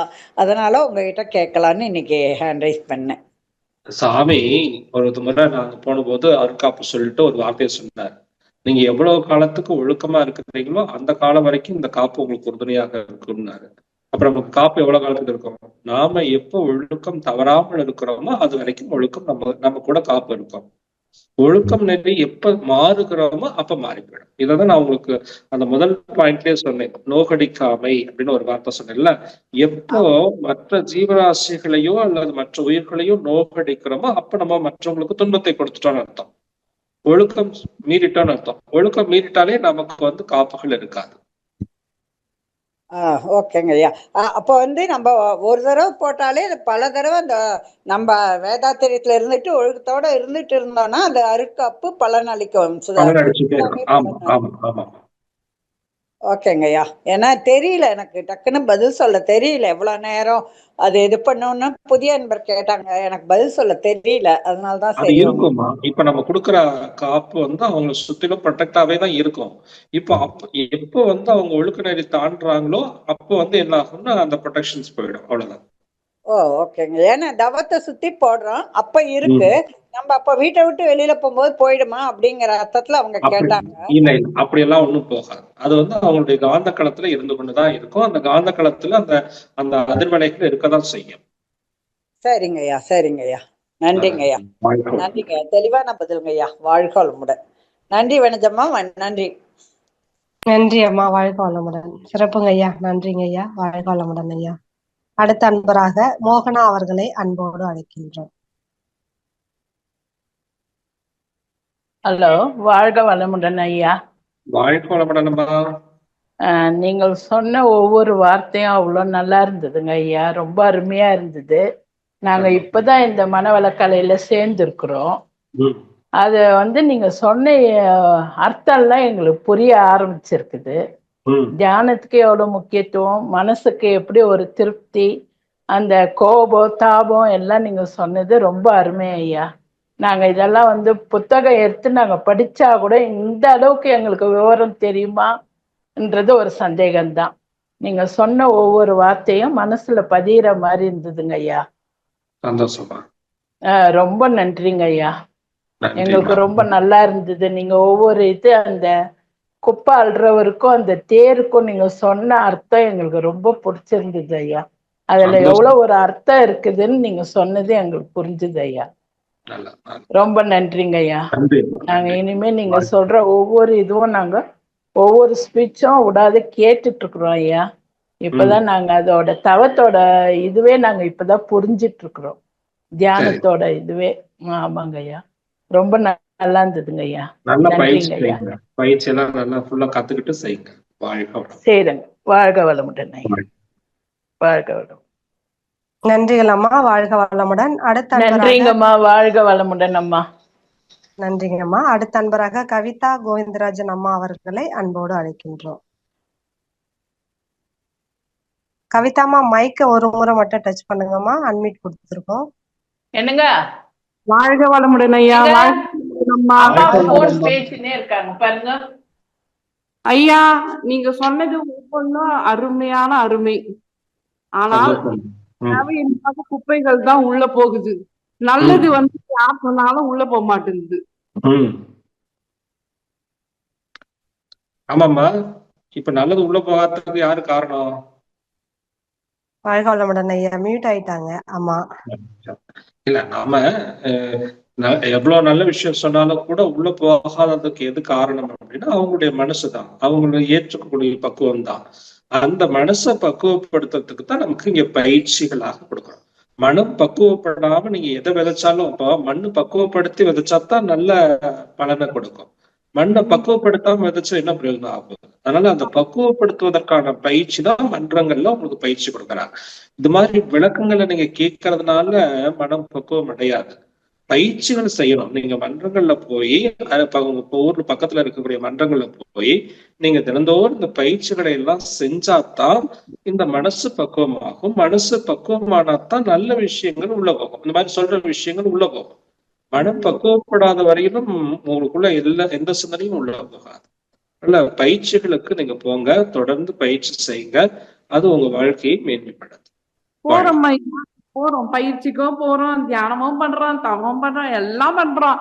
ஆனா ஒரு நிமிஷம் நமக்கு அறியாமலே மனசு அவங்க இது மாதிரி பண்றாங்க, இந்த மாதிரி சொல்லிட்டாங்க.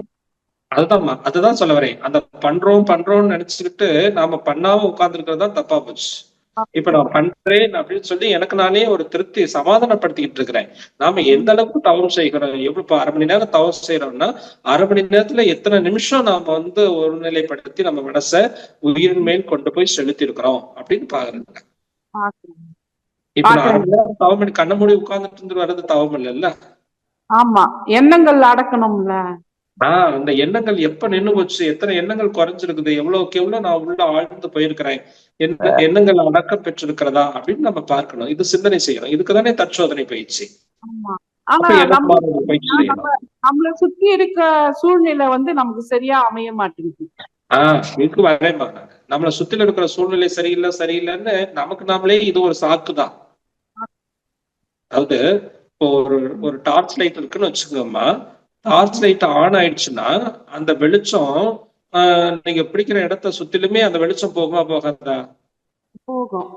எத்தனை பேர் மறைச்சு நின்னாலும் அந்த வெளிச்சம் அவங்கள மீறிக்கிட்டு போகும்ல. அப்ப நீங்க பவர்ஃபுல்லா மாறும்போது உங்களை சுத்தில இருக்கிறவங்களும் யாரா மாறுவா? அப்போ மற்றவங்க சரியில்லை, சூழல் சரியில்லைன்னு சொல்றோம்னா யார் சரியாகல? இன்னமும் நாம சரியாகல. ஒரு உதாரணம் சொல்றேன். புத்தர் நடந்து போனா அவர் நடந்து போகிற பாதையில 3 கிலோமீட்டர் சரௌண்டிங்க்கு மானும் புலியும் உண்ணாமையும்னு கேள்விப்பட்டிருக்கிறோம். அப்படின்னு என்ன அர்த்தம்? அவர் புத்தர்கிட்ட அந்த அன்பு அலை இந்த மான்கிட்டையும் புலிகிட்டையும் இயல்பாகவே இருக்குமா? ஒரு மனிதர் தவம் செய்யலையே அவ்வளோ சூழல் மாறுதுன்னா நாம தவம் செஞ்சு நம்ம வீட்டை மாத்த முடியலன்னா எப்படி தவம் பண்ணணும்னு அர்த்தம்? இதை பிராக்டிஸ் பண்ணணும். நாம பயிற்சி பண்ணி தினந்தோறும் இப்ப நாம் அமர்ந்துள்ள இடத்தை சுற்றும் நல்ல தெய்வீக ஆற்றலை நிரம்பின. இது வாயால சொல்லின பிரயோஜனம். பாவனை வேணும், செய்யணும். அந்த இடத்துல நல்ல தெய்வீக ஆற்றல் நிரம்புறதாக பாவிக்கணும். நீங்க இப்படி சொல்லியிருந்தீங்கன்னா உங்களை சுற்றுல நாம அமர்ந்துள்ள இடத்தை சுற்றிலும் நல்ல தெய்வீக ஆற்றலை நிரம்பின அப்படின்னு டெய்லி 3 முறை சொல்றோம். எதுக்கு சொல்றோமே தெரியல. வார்த்தையை மட்டும் சொல்லிட்டு போறதுனால ஒரு பிரச்சனையும் இல்லை.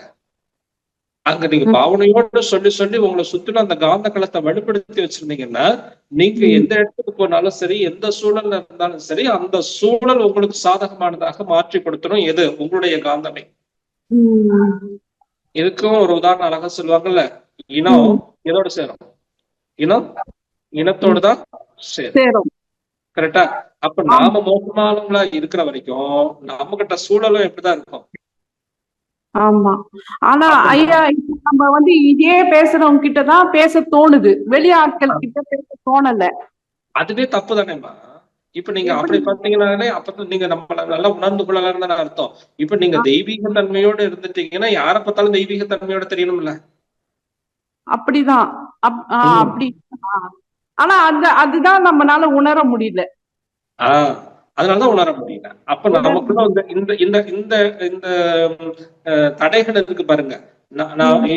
இவங்களுக்கும் நம்மளும் வேறன்னு ஒரு தடை வச்சிருக்கிறோம்ல. இந்த தடையை நீங்க எப்போ உடைச்சிட்டு கடந்து போறீங்களோ அப்ப நீங்க உங்களை சுத்தில இருக்கக்கூடிய சூழல் நல்ல சூழலாக மாறிடும். ஆனா ஐயா, நான் 6 மாசம் 7 மாசத்துக்கு முன்னாடி ரொம்ப படுத்துட்டேன்.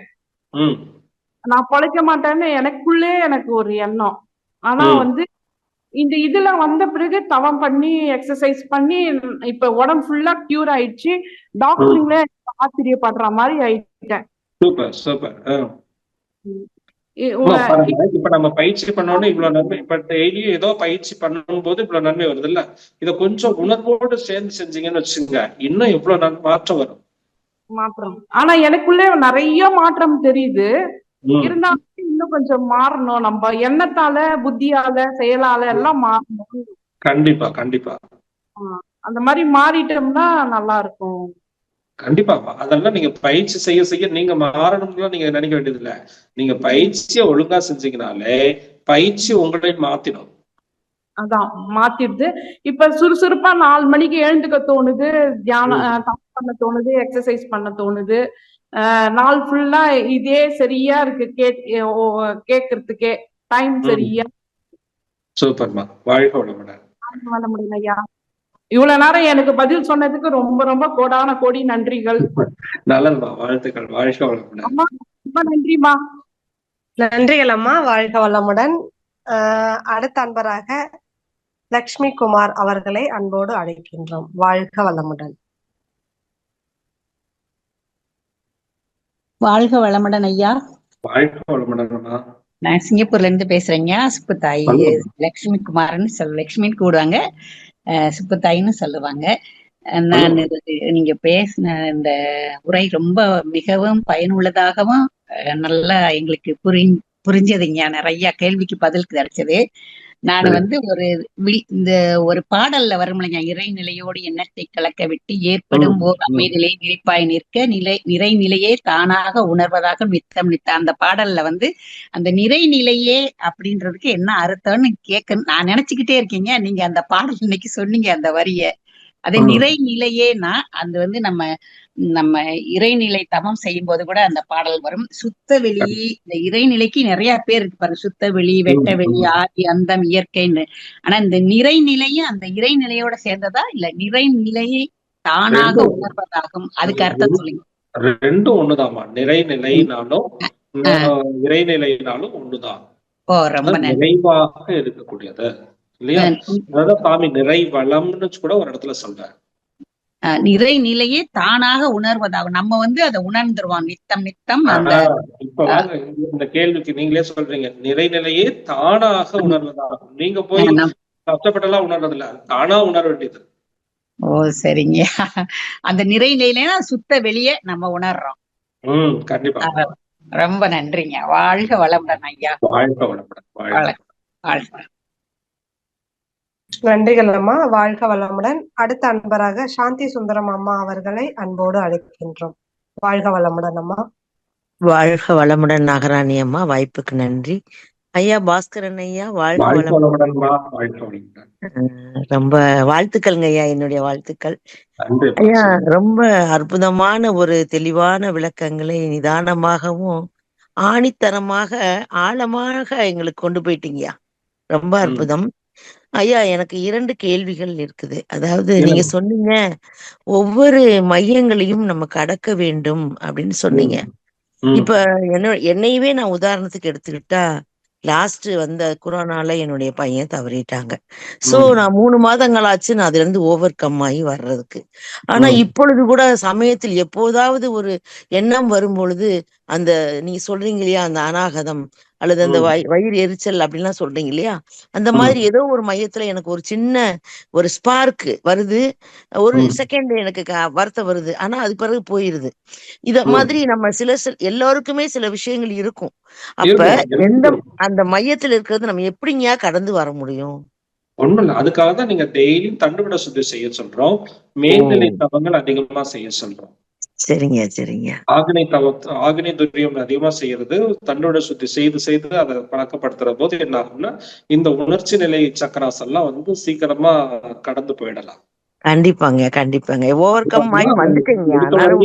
மேல முதல்ல மனசுக்கு வலிமையை கூட்டுற பயிற்சியை கொடுத்துட்டா இந்த உணர்ச்சிகளை கண்ட்ரோல் பண்ணக்கூடிய பயிற்சியை கொடுக்குறோம் இல்லையா? கண்டிப்பாங்க. 2வது வினாங்க.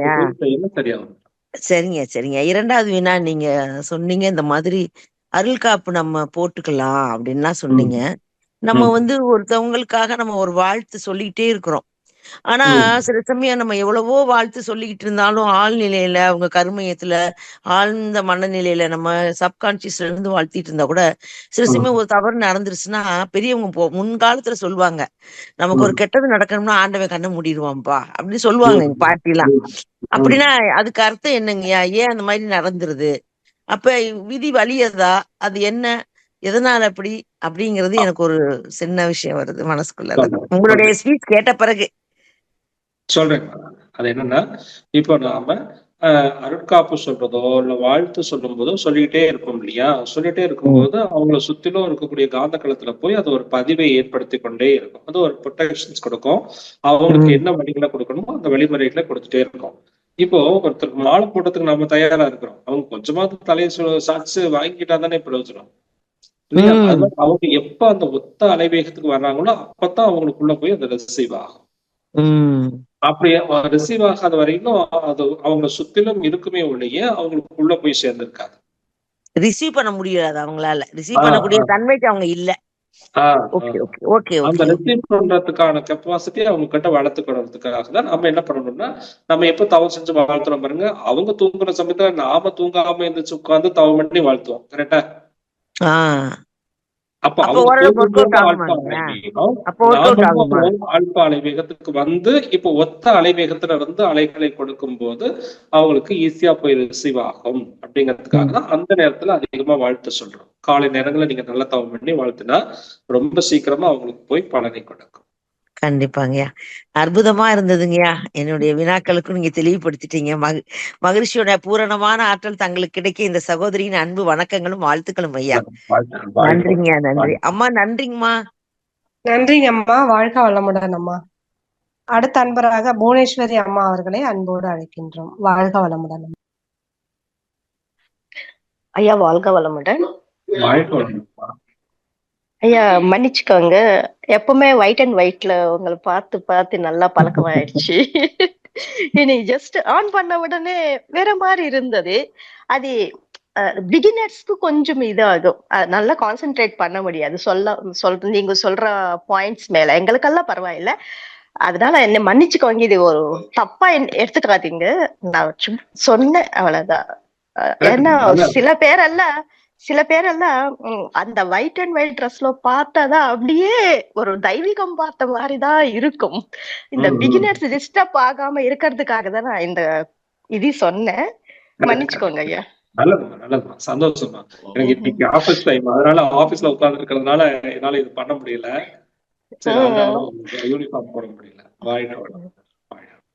ஐயா ரொம்ப அருமையான ஸ்பீச், ரொம்ப பெரிய சப்ஜெக்ட், ஆல் த சப்ஜெக்ட் ஈஸியா சொல்லி கொடுத்துட்டீங்க ஐயா. நான் அது நினைச்சிட்டே தான் இருப்பேன், எப்படி உள்ள கடந்து எப்படி போடுறது, சுதநிலையே நடிக்கணுமா இல்லைன்னா நம்ம பிரீத்திங் மேல கான்சென்ட்ரேட் பண்ணணுமா, அதெல்லாம் நான் யோசிச்சிட்டே தான் இருப்பேன். ஆனா இப்பதான் கொஞ்சம் எனக்கு நல்லா அண்டர்ஸ்டாண்ட் ஆயிருக்கு. நாங்க இன்னுமே பிராக்டிஸ் பண்றேங்க ஐயா. நன்றி. வாழ்க வளமுடன். நன்றிகள் அம்மா. வாழ்க வளமுடன். அடுத்த அன்பராக உமையால் அம்மா அவர்களை அன்போடு அழைக்கின்றோம். வாழ்க வளமுடன் உமையால் அம்மா. அம்மா வாழ்க வளமுடன்மா. வாய்ப்புக்கு நன்றிமா. ஐயா வாழ்க வளமுடன். ஐயா வாழ்க வளமுடன்மா. ஐயா நீங்க சொன்னீங்களங்க ஐயா, அநாதகம் விசுக்தி இதெல்லாம் கடந்து துரியம் வரையும் நம்ம போயிட்டோம்னா அந்த உணர்ச்சி, இந்த கவலை, துக்கம் இதெல்லாம் சொன்னீங்க ஐயா. அது கடந்து போயிட்டோம்னா அதுக்கு மேல என்னங்க ஐயா ஸ்டேஜ்? சுத்த வெளிதான், இறைத்தன்மை தானே. துரியத்தை கடந்து போனீங்கன்னா துரியாதீதம் தானேம்மா. சரி, நீங்க பயிற்சி எல்லாம் எடுத்துட்டு இருக்கிறீங்களாமா? பயிற்சி எடுத்துக்கிட்டு இருக்கேங்க ஐயா. இல்ல நீங்க இப்ப சொன்னீங்களாங்க ஐயா, இப்ப வந்து ஒவ்வொரு ஸ்டேஜா நம்ம இது பண்ணிட்டு வர்றோம் அப்படின்னு சொல்லும் போது இந்த 3 ஸ்டேஜையும் நம்ம இந்த கவலை, துக்கம், இந்த இதெல்லாம் நான் 3 ஸ்டேஜ் உதாரணத்துக்கு சொன்னேன். அது மாதிரி வந்து கீழே இருக்கக்கூடிய சுவாதிஷ்டானம், மூலாதாரம், இந்த மையங்கள் எல்லாம் இருக்கு இல்லையா, மூலாதாரம், சுவாதிஷ்டானம், மணிப்பூரகம், அநாகதம், விசுப்தி, ஆக்னி, துரியம். துரியம் கடந்து போகும்போது தான் பெரும்பாலும் இந்த உடல் உணர்ச்சிகளை கூட கடந்து போகும். சரிங்கய்யா. சரிங்க. அது கடந்துட்டீங்கன்னா உங்களுக்கு ஏக வெளிதான்.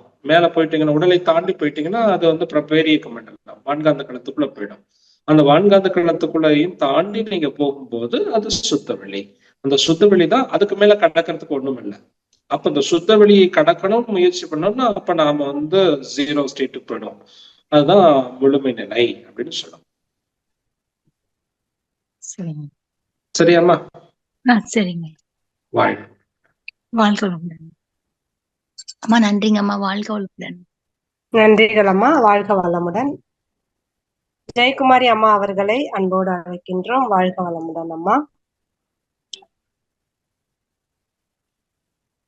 ஜெயக்குமாரி அம்மா நீங்க அன்மியூட் பண்ணிட்டு ஐயா கிட்ட பேசலாமா. வாழ்க வளமுடன். நன்றிங்கம்மா ஐயா. வாழ்க வளமுடன் ஐயா. வாழ்க வளமுடன். எல்லாம் அனைத்தும் கடந்து போகும். உண்மைதாங்கய்யா. நீங்க சொன்னதுல இருந்து இப்போ ஒரு மெசேஜ் நான் பார்த்தேன். யார் ஒருத்தர் மன்னிக்க பழகுறாங்களோ அவங்களுடைய மனம் வந்து வலிமையாகும். எல்லா மனம் வந்து ஒரு நிறைவான ஒரு வாழ்க்கை அவங்களால வாழ முடியும். அப்படின்னு நீங்க சொன்னதுக்கும் அதுக்கும் மேட்ச் ஆகுது இல்லைங்களா? எந்த விஷயத்துமே நம்ம மன்னிக்கும் போதும் நம்ம வந்து அத மனசுல வைக்கும் போது வந்து தேங்கி வைக்கும்போது வஞ்சமா மாறிடுது. ஒருத்தர் ஏதாவது ஒண்ணு பண்ணிட்டாங்க, நம்ம அவங்கள திருப்பி பதிலுக்கு அவங்க பண்ண மாதிரியே பண்ணணும் அப்படின்னு நினைச்சாலும் நமக்கு மனசுல வந்து வஞ்சமா மாறிடும். அதுவே நாளடைவுல நமக்கு மன பாதிப்புன்றது கண்டிப்பா அதிகமா தானங்க ஆகும். நீங்க சொன்னதுக்கு அதுக்கும் மேட்ச் ஆச்சு. எனக்கு நீங்க ஒரு அருட்காப்பை பத்தி ஒண்ணு சொன்னீங்க இல்லைங்கயா, இப்போ ஒரு ஸ்டூடெண்ட் இப்ப +2 படிக்கிற பையன் இருக்கான், ஒரு +1 +2 படிக்கிற பசங்க இருக்கான்னு வச்சுங்களேன், அவங்கள சுத்தி நம்ம அருட்காப்பு போடுறோம். அந்த அருட்காப்பு வந்து நீங்க சொன்னது அவங்க ஒழுக்கம் இல்லாம இருந்தா அது அவங்களுக்கு செயல்படாதுன்னு சொன்னீங்க இல்லைங்கயா? இப்ப அது வந்து அந்த மாணவர்களுக்கும் பொருந்துமா? அத்தனை பேருக்கும் பொருந்தும். அத்தனை பேருக்கும் பொருந்தும். ஆனா அவங்க நல்லா இருக்கணும்னு நினைச்சுதான் நம்ம அருட்காப்பு போடுறோம். ஆனா அவங்க சொன்ன பேச்சு ஒண்ணு கூட கேட்க மாட்டேங்கிறாங்களே. அவங்க சொல்றதுதான் செய்யணும் அப்படிங்கிறாங்க. அதுக்காக தான் எனக்கு நீங்க சொல்றத கேட்கலங்கிறது வேற. அந்த பையன் வந்து யாருக்கும் துன்பம் கொடுக்காமல் இருக்கிற வரைக்கும் அந்த சிரமங்கள் இருக்காது. ஒண்ணு. இன்னொன்னு வந்து இப்ப நீங்க கொடுக்குற அருட்காப்பு வந்து எப்படி அவங்களுக்கு உதவியா இருக்கும்னா, ஒரு பெரிய சிரமம் வரப்போகுது அப்படின்னா அந்த சிரமத்தை கொஞ்சம் தடுத்து நிறுத்தும். ஏன்னா அவங்க நீங்க கொடுக்குற எண்ணாலைகள் வந்து அவங்க உடம்புல சுத்தில இருக்கக்கூடிய காந்த களத்திலேயே இருக்கும் இல்லையா? இந்த காந்த களத்துல மோதித்தான் அவங்க உடலுக்கு பாதிப்பு கொடுக்கணும். அப்ப என்ன ஆகும்? டைரக்டா வண்டி போய் மோதுறதுக்கும் இன்னொரு வண்டியில மோதுறதுக்கும் வித்தியாசம் இருக்குல்ல. அப்ப கொஞ்சம் பாதிப்பு குறையும். அவ்வளவுதான். தலைக்கு வந்து தலைப்பாகையோட போச்சுன்னு சொல்லுவீங்கல்ல, அது மாதிரியான ஒரு சூழல். ஆனா நம்மளுடைய கடமை அருட்காப்பு அவங்கள சுத்தி நம்ம சொல்லிட்டு நம்பிக்கையோட சொல்லிட்டு சரிங்க. அது ஒரு சந்தேகம் இருக்கணும், வாழ்த்து சொல்லணும், சொல்லிட்டே இருக்கணும். அது என்னைக்காவது ஒரு நாளைக்கு கொஞ்சம் அந்த மனசு அலைவை சொல்லி கொஞ்சம் அந்த நம்ம ஃப்ரீக்வன்சி லெவலுக்கு வந்தாங்கன்னா ஈஸியா அது உள்ள போயிடும். ஓ சரிங்க சரிங்க. அவனுக்குள்ள போய் அது சேஞ்ச் பண்ண ஆரம்பிக்கும். ஓகேங்க. அப்ப மன்னிப்புன்றதா ஒரு பெரிய ஆயுதம் இல்லைங்களா? எந்த ஒரு ப்ராப்ளத்தையும் நம்ம சால்வ் போயிட்டே இருக்கணும். ஆமா. சரிங்க. நீங்க சொன்னதுக்கும் அந்த மெசேஜ் நான் படிச்சது நல்லா கரெக்டா பொருந்துச்சுன்ற ஒரு சந்தோஷம் இருந்தது எனக்கு. வாழ்க வளமுடன். நன்றிங்க. வாழ்த்துக்கள் ஐயா. வாழ்க வளமுடன். வாழ்க. அடுத்த அன்பராக சிவசக்தி அம்மா அவர்களை அன்போடு அழைக்கின்றோம். வாழ்க வளமுடன்மா. சிவசக்தி அம்மா, நீங்க அன்மியூட் பண்ணிட்டு ஐயா கிட்ட பேசலாமா? உங்களுக்கு அன்மியூட் கொடுத்துருக்கோமா? அடுத்த அன்பராக சபரி சுந்தர வடிவேல் ஐயா அவர்களை அன்போடு அழைக்கின்றோம்.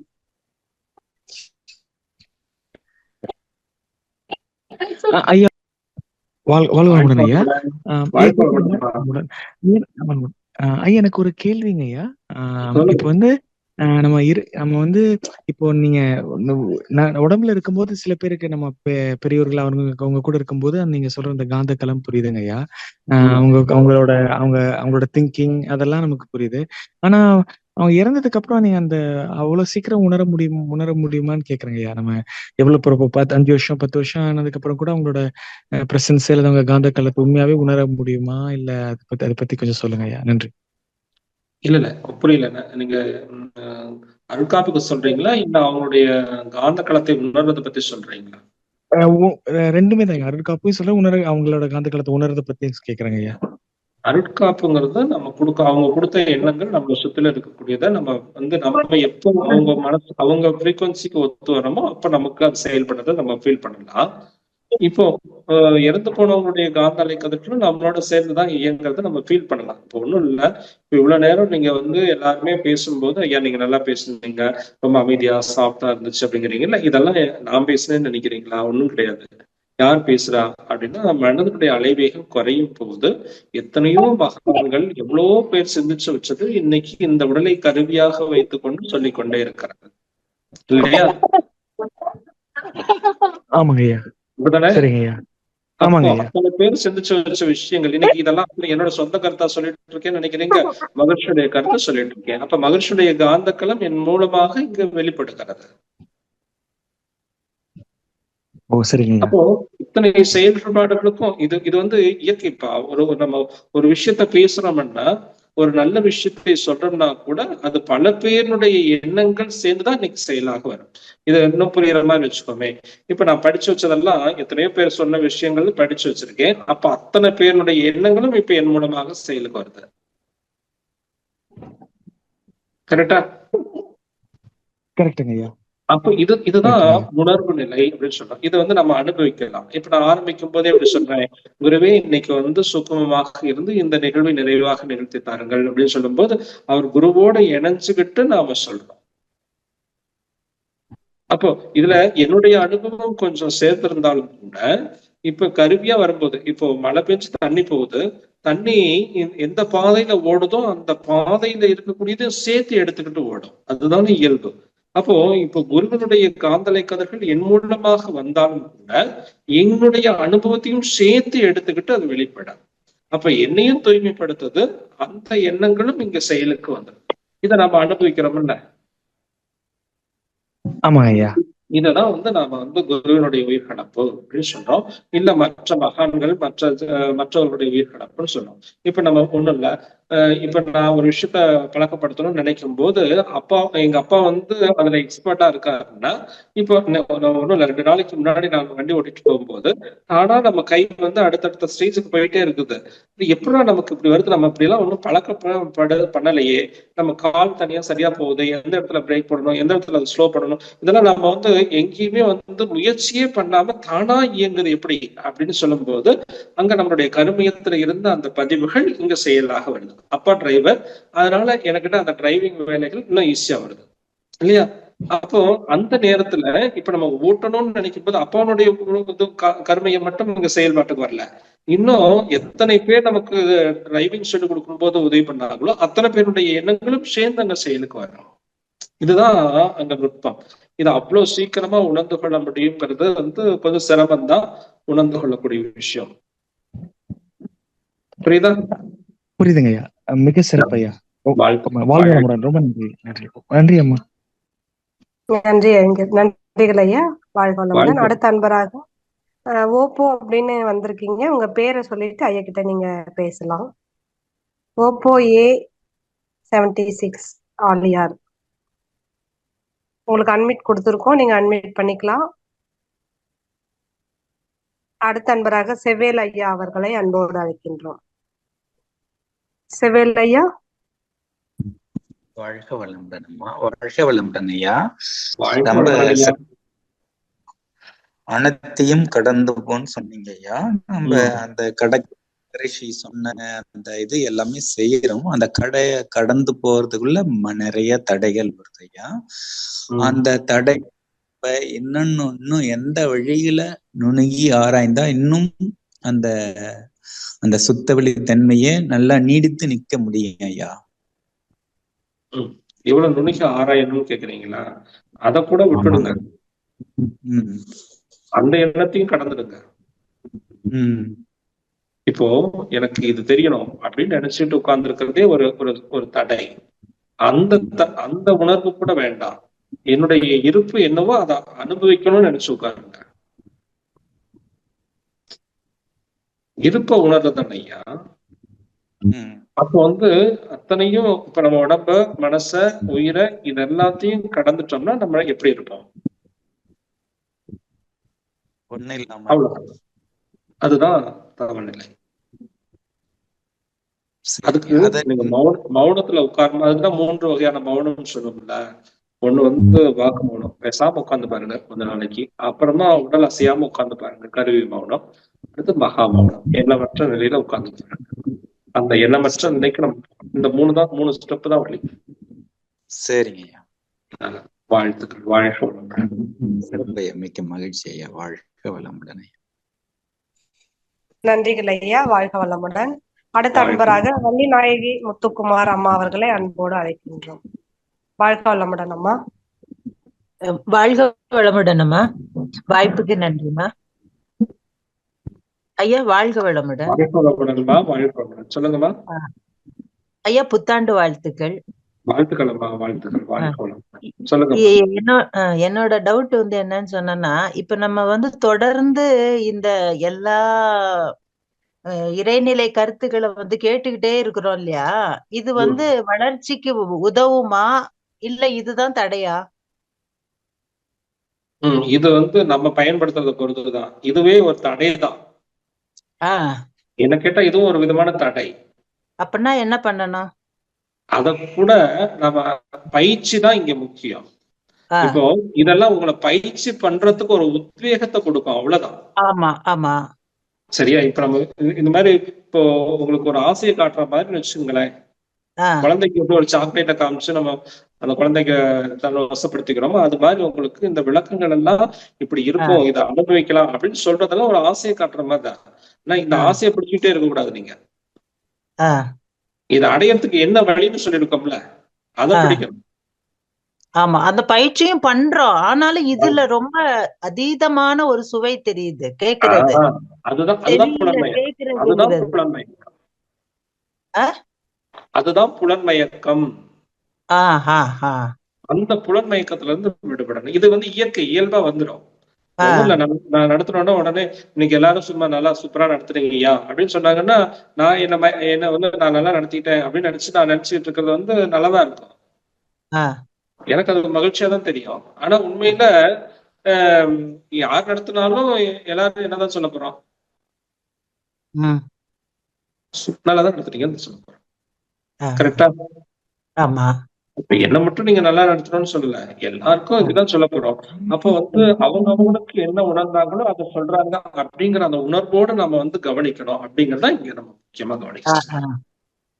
இல்ல, இப்ப நான் நினைக்கிறது என்னன்னா, இந்த மாதிரி கேட்கும் போது அந்த பயிற்சியில வர்ற ஒரு சந்தேகங்கள்லாம் கூட எங்களுக்கு நிவர்த்தி ஆகுது இல்லையா? ஆனா நம்ம இந்த விளக்கத்தை மட்டும் வச்சுக்கிட்டு ஒண்ணும் பண்ண முடியாதுங்கிறத நான் சொல்றேன். நீங்க நிவர்த்திக்கு விளக்கம் கிடைச்சது, ஆனா பயிற்சியில நம்ம போனோமா அப்படிங்கறத இங்க நம்ம கேள்வி. சரி சரி. அந்த பயிற்சியை ஆழ்ந்து போகணும். ஓஹோ, ஆழ்ந்து போனா நம்ம இதுல சுவை மாறிடுமா? கண்டிப்பாக போயிடும். அப்பதான் பேச்சற்ற நிலைக்கு போயிடுவீங்களே. சரி சரி, ஓகே ஓகே ஓகே. நன்றி ஐயா, அருமையான விளக்கம். வாழ்க வளமுடன்.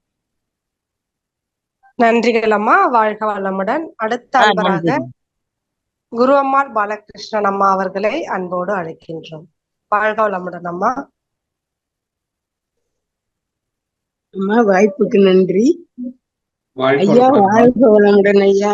சிறப்பான ஒரு ஆழமான உரைங்க ஐயா, ரொம்ப அற்புதம் ஐயா. உன்னுடைய உரையை இப்ப அந்த வீடியோல பாக்குறப்ப இறைநிலையே எங்களுக்கு விளக்கம் கொடுக்கற மாதிரி இருக்குது. அப்படியே இறைநிலையே நாங்க பார்த்துட்டு இறைநிலையோடயே நாங்க பேசிட்டு இருக்கிற ஒரு எண்ணம் தாங்க ஐயா எனக்கு வந்துட்டு இருக்குது. மிகவும் இதே இப்படியே பார்த்துட்டே இருக்கணும் போல இருக்கு. இறைநிலையோடயே நாங்க ஒன்றி கலந்து அப்படியே இருக்கிறோங்க ஐயா. ரொம்ப அற்புதங்க ஐயா. அடுத்து என்னால ஆமாங்க ஐயா, இந்த கருப்பு ட்ரெஸ் எனக்கு அப்படியே ஒரு இறைநிலையவே உயர்த்திக்கிட்டே போகுது. நாங்க ரொம்ப அற்புதங்க ஐயா. வாழ்க வளமுடன். உங்களுடைய தொண்டு தொடரட்டும்.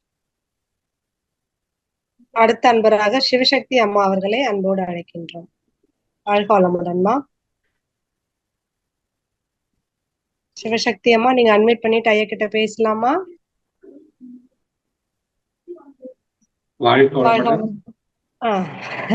அட்மிட் பண்ணலைங்க ஐயா அவங்க. அடுத்த அன்பராக ஓப்போ A76 உங்களுக்கு அட்மிட் கொடுக்குறோம், நீங்க அட்மிட் பண்ணிட்டு ஐயா கிட்ட பேசலாம்.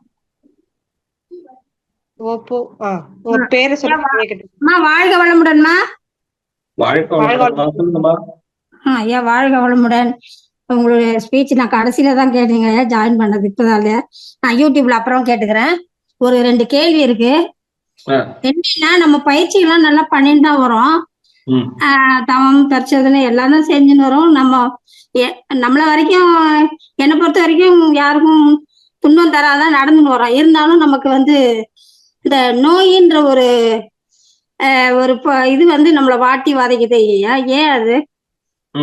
அது நம்மகிட்ட இருக்கக்கூடிய செயல் ஒழுங்குதான். ஏற்கனவே நாம என்ன செஞ்சு வச்சிருக்கோமோ. இப்பதான் நீங்க எவ்வளவு காலமா பயிற்சி பண்றீங்க? நான் ஒரு 10 வருஷம் பண்ணிட்டு இருக்கேன் ஐயா, துணை பேராசிரியர். இப்ப 10 வருஷமா நம்ம பண்ணும்போது நம்ம உடல் ஒழுங்காயிடும் இல்ல ஒண்ணு. இன்னொரு விஷயம் நீங்க நல்லா கவனிக்கணும். இப்ப முதல்ல வந்த நோயினுடைய தாக்கத்துக்கும் இப்ப வர நோயினுடைய தாக்கத்துக்கும் வித்தியாசத்தை நீங்க கவனிக்கலாம். எப்படின்னா, முதல்ல வந்தா கொஞ்சம் காலத்துக்கு இருக்கும், இப்ப வர்றது சீக்கிரமா காலியாயிடும், சீக்கிரமா தீர்ந்து போகும். கரெக்டா? அது ஏன் அப்படின்னா, நம்மகிட்ட இருக்கிற பதிவுகள் எல்லாமே வினைப்பதிவுகள் உடலிலே நோயாகவும், உள்ளத்துல களங்கமாகவும், வாழ்க்கையில சிக்கலாகவும், மனதுல குழப்பமாகவும் மாறித்தான் அது என்ன ஆகணும், வெளியில போயாகணும். அப்படி போகும்போது உங்களுக்கு சிரமங்கள் இருக்கும். அதையே புடிச்சு நம்ம இருக்கக்கூடாது. அது நம்ம போகும் நினைப்பு கொண்டு வாங்க. அந்த எண்ணம் உங்களுக்கு மேன்மைப்படுத்தும். சரிங்க. அடுத்த கேள்வி நன்றிங்க ஐயா. அடுத்த கேள்வி, காயகல்பத்துல நம்ம நல்லா உணர்ந்து செய்யணும் அப்படின்றாங்க. அதாவது காயகல்பத்துல நம்ம ஓஜஸ் போடுறோம், இது அஸ்வினி முத்திரை போட்டு ஓஜஸ் போடுறோம், அதெல்லாம் கவனமா தான் செய்யறோம் நம்ம. ஆனா வேற என்ன உணர்ந்து செய்யணும்ன்றாங்கன்னு எனக்கு புரியல. புரியுது. ஒண்ணும் இல்லம்மா, நீங்க மூச்சு இழுத்து மூச்சு விடுறோம்ல, காய்கள் பத்தில ஓஜஸ் மூச்சு போடும்போது பெரும்பாலும் மூச்சுலயே தான் நம்மளுடைய கவனம் இருக்கும். நீங்க செஞ்சு பாருங்க, மூச்சுல தான் அதிக கவனம் செலுத்துறோம். கரெக்டா? ஆனா மூச்சு பயிற்சி அல்ல. மூச்சு இழுப்பதிலையும் மூச்சு விடுறதுலயும் கவனம் செலுத்துறதுனால ஒரு பிரச்சனையும் இல்லை. நினைவு மூலாதாரத்துல இருந்து துரியத்துக்கு வரணும், துரியத்துல இருந்து உடல் முழுக்க பரவணும். இதுதான் முக்கியம். அந்த நினைவோடு நம்ம செய்யணுங்கிறது தான் உணர்ந்து செய்யுங்கன்னு சொல்றாங்க. இப்ப நம்ம ஆசனவை சுருக்கும் போது எப்படியும் நமக்கு மூச்சு கொஞ்சம் கட்டுப்பாட்டுக்கு வர மாதிரி தானே இருக்குது ஐயா. அது நார்மல் மூச்சா இருக்கணும். நார்மல் பிரீத்திங்ல தான் நீங்க அஸ்வினி முத்திரை பயிற்சி செய்யணும். அப்ப வயிறு சுருங்குமா ஐயா? அதெல்லாம் உங்களுக்கு இயல்பா இருக்குமா? சில நேரங்கள் அதான் நம்ம சிரமப்படுத்தி செஞ்சோம்னா தான் உங்களுக்கு இது மாதிரி சிக்கல்கள்லாம் வரும். சிரமம் இல்லாம நீங்க செய்யும் போது நீங்க என்ன செய்றீங்கன்னு யாருக்குமே தெரியாது. அவ்வளவு இதமா மெதுவா செய்து பழகணும். ஒரு அஸ்வினி முத்திரை நல்லா சுருக்கிட்டு சுருக்கி விரித்து போட்டாவே போறோன்றீங்க. ஆனா அந்த மூலாதாரத்துல மனசு இருக்கணும், நமக்கு நினைவு அங்க இருக்கணும், அவ்வளவுதான். அப்புறம் அது சொல்றாங்க நினைவு அங்க இருக்கணும். அப்புறம் மனசுக்குள்ளே இதை சொல்லிக்கலாமா, அந்த இது நீர் சக்தி கடையப்படுறது வெண்ண மாதிரி வருது அப்படின்றதெல்லாம் மனசுக்குள்ளேயே சொல்லிக்கலாமா? அதெல்லாம் உதாரணத்துக்கு தான் உங்களுக்கு சொல்லியிருக்காங்க. கடையுது வெண்ண மாதிரி வருதுன்னு சொல்லியிருக்கதா ஒரு உதாரணம் சொல்லியிருக்காங்க. நீங்க அதையே பிடிச்சிட்டு இருக்க வேண்டியது இல்ல. நீங்க செய்யும் போது அந்த இடத்துல நினைவு மட்டும் வச்சுட்டு அங்க இருந்து அந்த உயிர் சக்தி மேல உச்சிக்கு உடல் முழுக்க பரவுறது போல பாவனை மிக முக்கியம். நீங்க ஓஜஸ் மூச்சு போடும்போது கொண்டு உடல்ல பரப்பும் போது உடம்புல ஒரு புத்துணர்ச்சி வந்ததுன்னா ஓகே, நம்ம சூப்பரா செஞ்சுட்டோம்னு அர்த்தம். சரி, அஸ்வினி முத்திரை போடும்போது நம்ம ஆசன வாயில சுருக்கத்துலதான் மனசு இருக்கு, மூலாதாரத்துல இருக்குதான்னு தெரியலையா? இது நீங்க உங்க ஆசிரியர் பக்கத்துல நீங்க எந்த மண்டலத்துல இருக்கீங்கம்மா? அஸ்னாபுரம் மன்றம். அங்க பக்கத்துல அவங்க ஆசிரியர் அங்க முதுநிலை ஆசிரியர்கள் இருப்பாங்கல்ல, அந்த பேராசிரியர்கிட்ட நீங்க போய் இந்த சந்தேகத்தை நீங்க நேரடியா கேட்டு தெளிவுபடுத்திக்கலாம். ஆன்லைன்ல சொல்றது அவ்வளவு சிறப்பா இருக்காது. சரிங்க ஐயா. வாழ்க. நன்றிங்க ஐயா. வாழ்க வளமுடன். வாழ்க. நன்றிகள் அம்மா. வாழ்க வளமுடன். வாழ்க வளமுடன் ஐயா. ரொம்ப சிறப்பா இருந்ததுங்க ஐயா. சிந்தனை விளக்கம் சரி, கொஸ்டின் ஆன்சர் செஷனும் சரி, ரொம்ப நிதானமா நிறுத்தி அழகா நல்ல விளக்கங்கள் ஐயா. ரொம்ப அருமையா இருந்தது. ரொம்ப சொன்னாங்களே பேசுறது கேட்டுக்கிட்டே இருக்கலாம் போல இருக்கு அப்படின்னு, அதே மாதிரிதான் இருந்தது. கேள்வி பதில் நிகழ்ச்சியும் கேட்டுக்கிட்டே இருக்கணும் போல இருந்தது. ஒருத்தவங்க கேக்குறாங்கன்னா அது எல்லாருக்குமே அது ஒரு யூஸ்ஃபுல்லா இருக்கும். அந்த மாதிரிதான் இருந்தது இந்த கேள்விகள் எல்லாமே. ரொம்ப நிறைவா இருந்ததுங்க ஐயா. நன்றிங்க ஐயா. கேள்வி இந்த அருமையான வாய்ப்பை வழங்கிய உலக சமுதாய சேவா சங்கத்திற்கும் இந்த ஐடி துறையை சார்ந்த நிர்வாகிகளுக்கும் இந்த அருமையாக தொகுத்து வழங்கிய பேராசிரியர் அம்மா அவர்களுக்கும் மிகுந்த நன்றி. வாழ்க வளமுடன். வாழ்க வளமுடன். வாழ்க. நன்றிம்மா. நன்றிகள் ஐயா. வாழ்க வளமுடன் ஐயா. நம் கடமை அறவாழ்வின் நாட்டத்தே